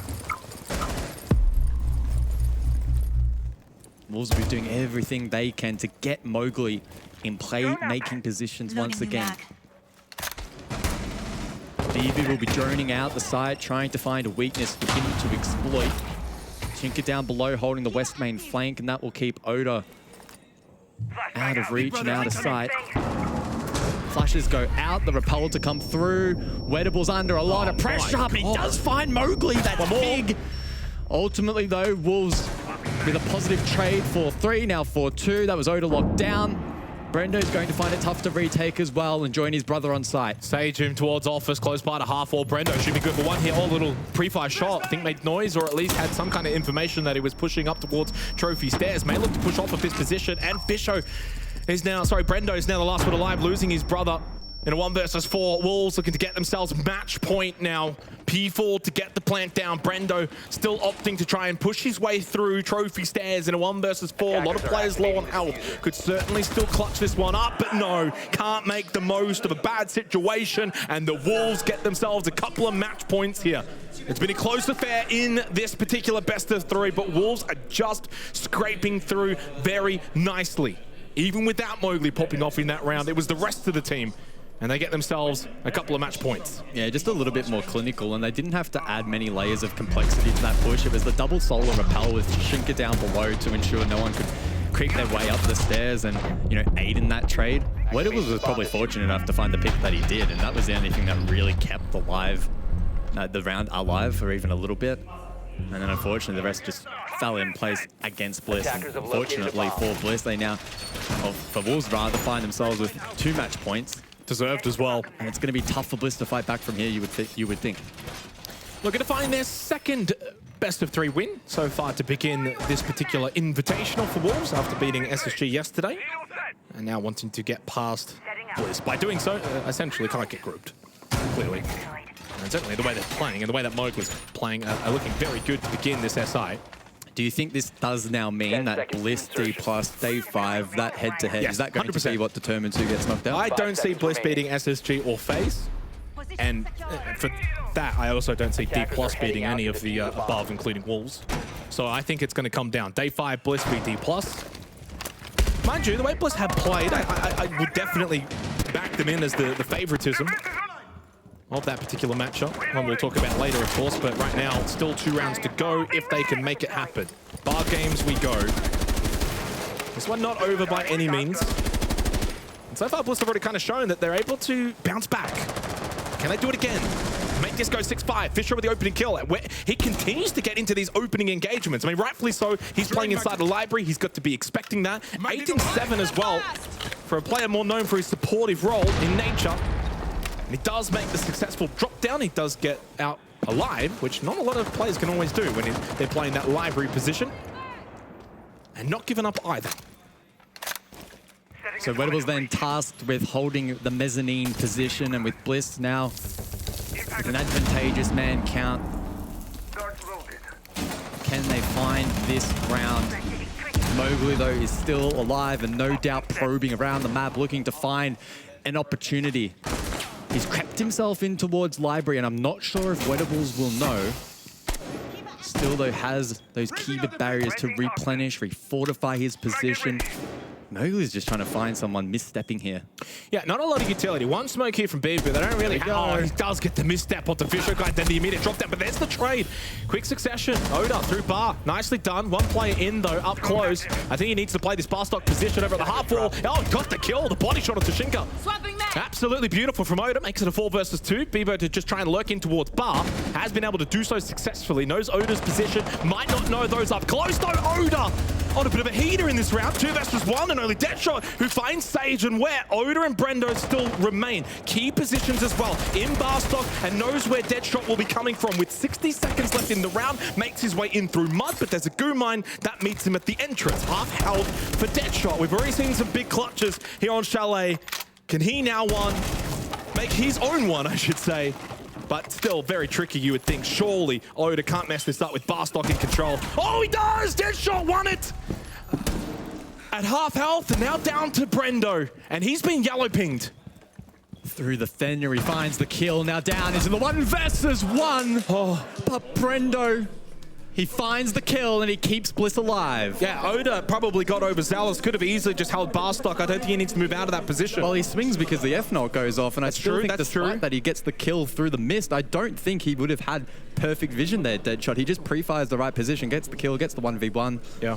But Brendo, much like his brother, too good in the clutch. Well, that could have really just sent Bliss out of this series. Instead, we continue on. 5-6 we go. Still match point for Wolves. It was 7-5 on Bank, of course, in favor of Wolves. Will it be 7-5 once again? And that's probably the first time we've seen Mowgli kind of give away his life for free. He was looking to try and play off and roll off the momentum of the backstall pick, so you can't fault him for going for that. But unfortunately for him, Oda greeted him and was a little bit messy. Yeah, that's always so tricky too, because the shoulder peek was actually nicely done by Deadshot. He had the yellow ping, confirmed the position of the 1v1 against Brendo, and Brendo doesn't even move, doesn't try to go for a reposition, holds the angle, just hits head. 5-6. Bar game's now locked out. We go to kitchen and dining. It'll be that extensive upstairs roam. Vert hold. Bit of a roam, I guess, but either way, Wolves have looked very good in these kind of moments. We saw it back on Bank. They were able to clutch up, close out, won the last 4 rounds in a row. Can they close this one out as well? Looking for 2 back-to-back 7-5 performances against Bliss, which will be a little bit heartbreaking to come so close, to kind of lose 2-0, and for it to be 7-5, 7-5. Got to remember, you do get kind of points for, you know, being able to get some maps for Bliss. If they go out here with nothing, they'll be stuck on 0 points after their first map, or after their first series, I should say. Ooh. I wonder if that got hacked. We didn't quite see the conclusion. I think it was Brendo that tried to chase the Clutch drone. Yeah, it was hacked, so the impact grenade to deal with that. Eager to see how much Maestro play we see throughout the tournament, and then the Bravo in response. Obviously, now 3 Evil Eyes in total. And you can cook up some interesting strategies to play around that information. So back-to-back 18 kills for Mowgli. 18-9 on Bank, 18-7 now on Chalet. I believe the kill record is like 49. Yeah, some of the... So would definitely need that 3rd map. If we get it, he might actually get it. Clutch run again for P4 was good before, when it got that Evil Eye, this time shot out. Hold from Brendo towards Dining as the logic bombs ring out from Shinka. 1 more available and will let it go as Mowgli just runs straight through Westmain. Like the earlier round though, before he lost his life, and it's another triple kill from Weddables. It's almost a repeat of what we saw from him before. Stands up in the big moment, and Team Bliss send this one to overtime. Not done yet, not giving up. The true Aussie spirit is to never die. Weddables just loves locking down that position, man. Holy. We saw it earlier with a very, very similar 3K with the Maestro, despite the best efforts from Wolves to time the trade. He just finds pick after pick after pick, and Bliss survived to see OT. And Bliss, like they did back on Bank after a successful round, have now opted to take a timeout. Maybe Mingering just wants to kind of just settle things down. They got a little overexcited. And why shouldn't they? 4 of the last 6 rounds. And in the end, they've now got themselves to overtime after a bit of a shaky first half. Only got the 2 attacking rounds. Ends up being a defender-started Chalet. I mean, come on, at this point, SI is just all about defense. I've given up. I've tried. I've been on the copium. But 15-7 from Brendo. He's been a clear standout. 11 as well from Weddables. Clearly 2 big clutch moments as well. When you kind of think about, he's got 11 kills, but 6 of those have come in 2 moments where he got those kind of triple kill moments, as we just saw in that last round. Of course, Mowgli up to 18. No one else on his team has got double-digit kills for Wolves. Concerning a little bit, because honestly, against the better teams, 1 player popping off is not going to be good enough. Couldn't tell you how this one's going to play out. Very, very intrigued. I mean, I've seen this story before, and it ends in heartbreak because, as I said at the end of Bank, I am sick and tired of reading the same script when it comes to APAC. Close, but not close enough every single time. Well, you're sick of it. You say that, but last time they played on this map, Atlanta, 8-6 Bliss. They were actually perfect in overtime. So, deja vu, perhaps? Potentially.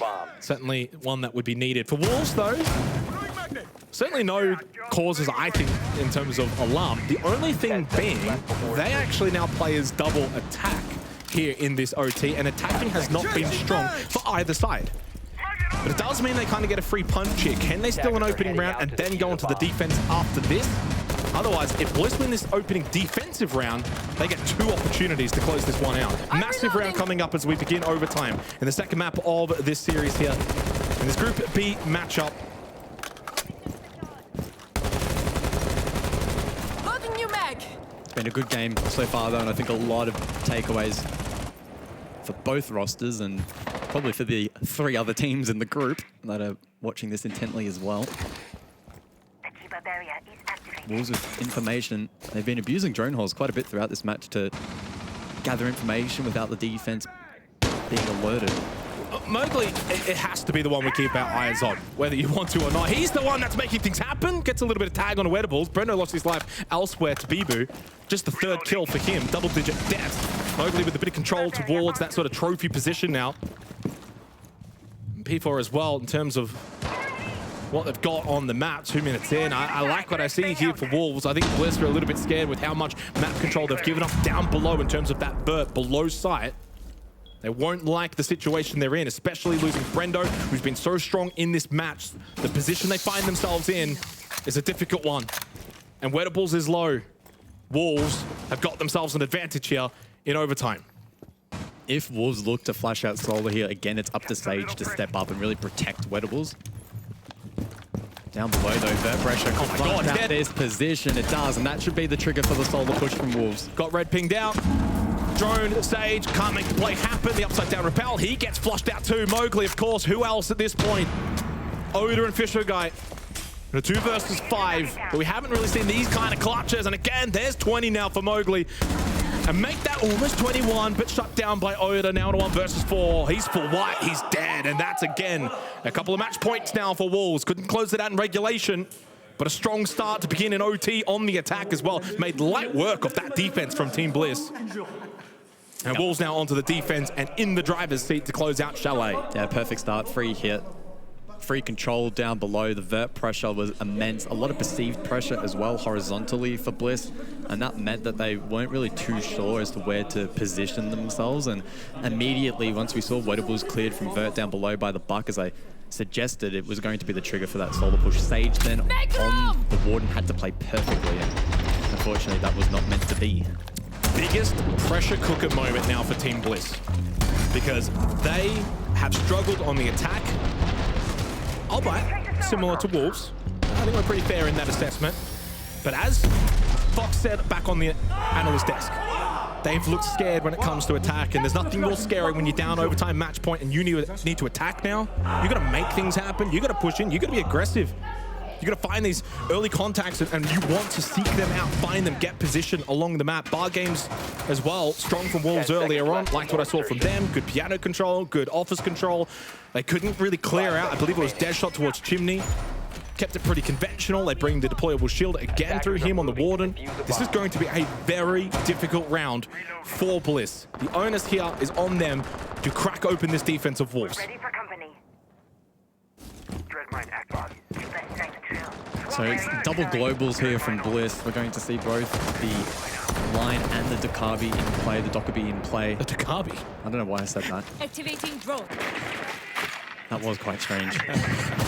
But the other thing as well, especially on this particular setup, was we saw shield up with this time. Struggle to deal with utility. They went for the 8 nade lineup. This time, though, they're bringing the Flores instead. I love this. Already far more effective compared to what we saw last time. Didn't get the barrier, but did get that deployable shield, and that was a big factor last time out, as you said. Yeah, struggled to get rid of it. How many nades did they bring? 8. This time they bring 6. A couple of flashes as well, probably to help out a little bit more on the entry. Keep a barrier out again from Mowgli. Big pressure, though, in terms of defense from Wolves to keep control of libraries. The Logic Bomb does ring out. One more available for Wedables. 2 minutes still. A lot of time. Don't have to rush this. Certainly go for a bit more of a map-wide control. EE1D plus Logic Bomb. A lot of utility being expended here. Wedables towards Solar now. Can push across. They've got the time to do so. And I like this because they're clearly struggling to really get inside a library. They're not getting these picks. Mowgli got tagged up. Live drone as well for wet in towards Piano. No one inside the office now. A little bit better here from Bliss. They've got a bit of that map control. but you still got to hit your shots. And that's something they've struggled with here attacking into Wolves. It's this position right here that will make or break the round. If Mowgli can lock down the staircase without utility, despite utility, Bliss will struggle. Impact, unsuccessful. Position known, of course, top library. Flashes to go out. He is full white. Deadshot watching. Warden in play. Very strong, and very strong as well under pressure. Wettables lost his life. Good trade in towards library, though, from the sledge of Brendo. But it's the trades that favor Wolves. Right now, up 4 versus 3. Fisher guy lost his life. That's Diffuser at big window, and Shinka still in a very critical position towards Barstock. And a 2 versus 4 now for Bliss. Basically, one last roll of the dice here to try and salvage this one. Wolves are in the driver's seat, pole position, however you want to say it. They've got this one locked up. It would have to be a massive clutch from Oda and or Brendo to try and extend this game. Otherwise, Wolves are going to look to take this. Big kill from Brendo. Needing more, though, with only 40 seconds remaining. Again, Diffuser at that half-wall default position. Nade out from Brendo. Is it good? Not too sure. Don't get a lot from it. Loading mag. It's going to be tough here for Bliss as Wolves consolidate their positions. Diffuser not even in the hands of the attack. 20 seconds on the clock for Bliss. Don't have Diffuser. 20 seconds. Got to make the push. Got to make the move. Got to be brave in this moment and try and clear out these key positions. Again, time is not your friend. Oda, sorry, mate, but you're going to have to push through. And as soon as he does, he's spotted by Mowgli, the man with 21, the man who closes it out. With 40 kills between 2 maps against Team Bliss, Mowgli's your MVP. And Wolves make it 2 wins in a row to begin Six Invitational 24. When the pressure got too much, Bliss unable to rise to the occasion. Mowgli absolutely stoked with that performance. Why wouldn't you be? He's almost speechless, and you can't blame him. Had that have gone to the 3rd map, I tell you what, that record would have been under threat.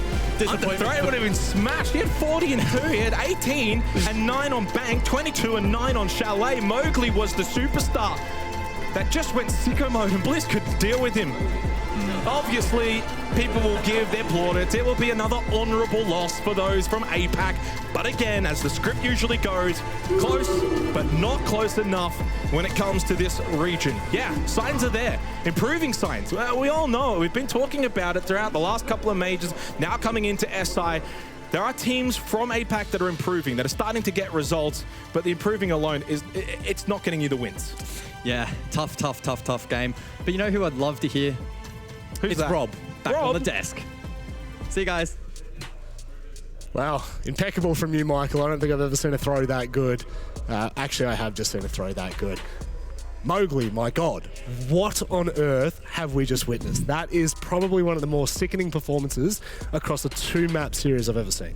Yeah, I'm gonna once reiterate it, but I find it funny how he raised it as a potential concern going into this matchup for Wolves, and like he's the only player stepping up, but he did, and in such a way that it was really able to carry the game in momentum towards his team, and that ace as well. I'm sure we'll talk about it later and have a replay of it, because that was, you could just clip that and put it straight into a frag montage. It was absolutely. Oh yeah, there's definitely a frag montage coming out of Mowgli. No, that was so funny. We're talking about it, saying like, oh, we need other people from Wolves to step up, and you know the team definitely stepped up. It's a team effort, but dropping over 20 kills is insane from anybody. But not to just hurt on Bliss, I feel like they showed a lot of talent and a lot of potential, and I feel like they deserve the credit.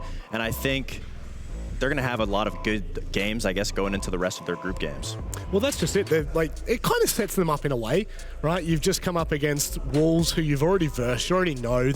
We spoke about this before, right? There's an element of kind of knowing your opponent, not knowing what to expect. But at the end of the day, that's kind of what, for Bliss, that's probably the start they needed, was a little bit of a wake-up call as well. Yeah, I mean, of course, it's their first game, right? Because they haven't played yesterday, so this is their first time on this international stage of it being an SI. And luckily, you can learn from this, you can adapt from that, because that's what they said they need. They need that international experience of being able to adapt to whatever the international opponent's throwing at you in the server. Well, we've got Mowgli with us. What a performance that was. What happened? I don't know. I just play my game as usual, and maybe I can't tell you.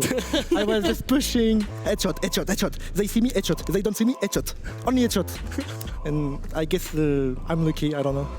Absolutely crazy. That play with the pistol on top of Blue Stairs, we were like in the green room absolutely screaming. In my head, I was dead. I don't know how I'm alive. John Wick? I need help. And I don't know. So what does this now mean for you? Because, you know, you've got the rest of Group 1 Yeah. Oh, sorry, not Group 1. My Group apologies. C or B, I don't know. B? B? B. B. Yeah. We'll just agree. Yeah. What does it look like for the rest of this phase? I think we will be more comfortable now because Bliss was potentially a big opponent because of Atlanta. They almost sent us home last major, so it was a really important game. And now it will be a Dam 1 and phase, so we will be really confident, I guess. Yeah, that's something I wanted to ask because you of course played Bliss during Atlanta. Does that change the perspective going into this game, having already played against them? Yeah, we changed our play style against them. Like in Atlanta, we were really slow in attack, and they were just destroying drone, fall back, and we're just losing time. So we said we just go site every time. We push, we follow the drones, and that's it. It worked. How did you find playing against them? Obviously, this is their first game, and they've got a lot of games ahead of them. How did they compete? I think they will be really strong against every team. They can be in the top 3, obviously. Yeah, wonderful. Yeah. Mowgli, we always love to do this. Would you like to say anything to the audience at home? Which is the camera? This one? Thank you very much, Wolves, for your support every time on Twitter, Instagram. Thank you very much, and that's it.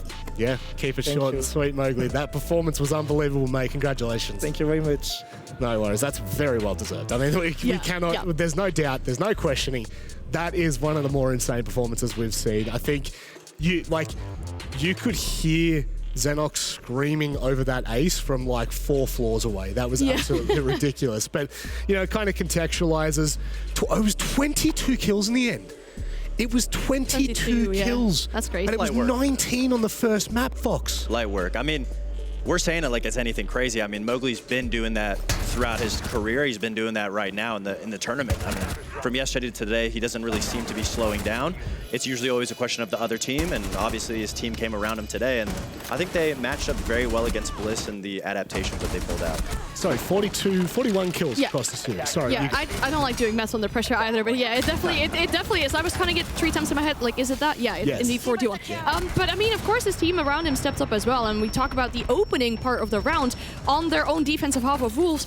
It was P4. I think he got the opening kill 4 times. He went 4-1 in total on the entries, and 2 of those are with the C4 as well. So those teammates around him really stepping up as well. But in the interview with Mowgli as well, what I really liked is that he does show that respect. Yes, they 2-0 Bliss if you look at the score line of this matchup, but they showed that respect. Like, hey, they're a very good opponent. Yep. They can definitely be top 3. We had to change our play style coming into this as well because, you know, we played them before.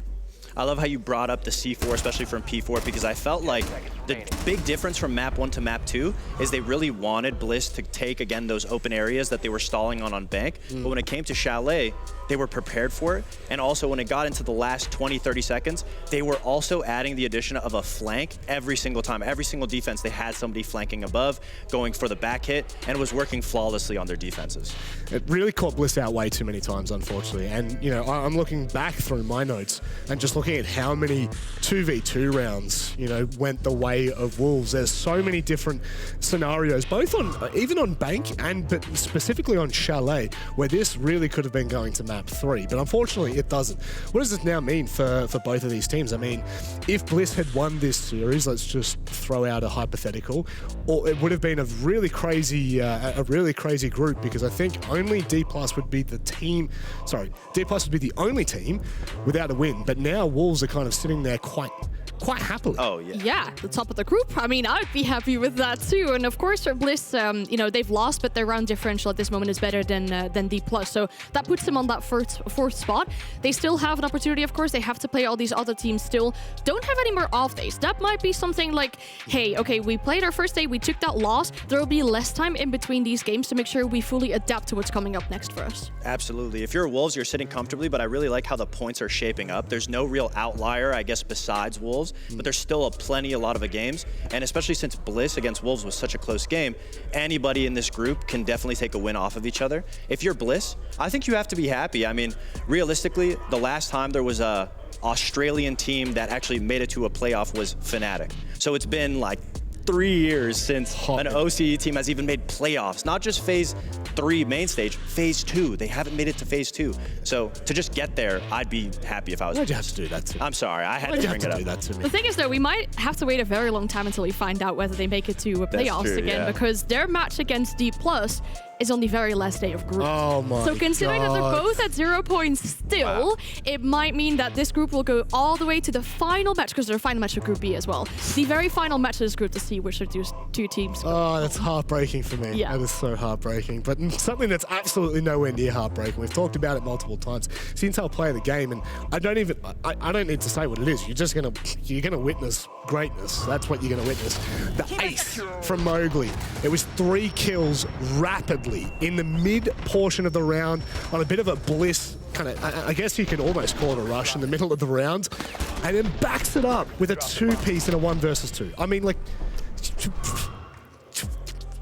Yeah, I look at that and I go, disgusting. That's just I hear you. yeah, disgusting. I hear you. I mean, I think the way that he was using the Azami, especially in the library box, is to close off those angles to secure his 1v1s. And obviously, every single fight that he was taking was a 1v1 because of the close off. And then when he was put in that 2v1, again, Bliss wasn't really tightening up, but he was doing such an amazing job at isolating those ones, and he just hits the head. Sometimes it's as simple as that. Yeah. Look, you can crunch the game down as much as you want. Sometimes you just need to click heads. But it is time for us to go to a break. Thank you very much for joining me, Anne and Fox. You'll be sticking around soon, and so will you. You won't want to go anywhere, because we'll be back after this with the halftime show.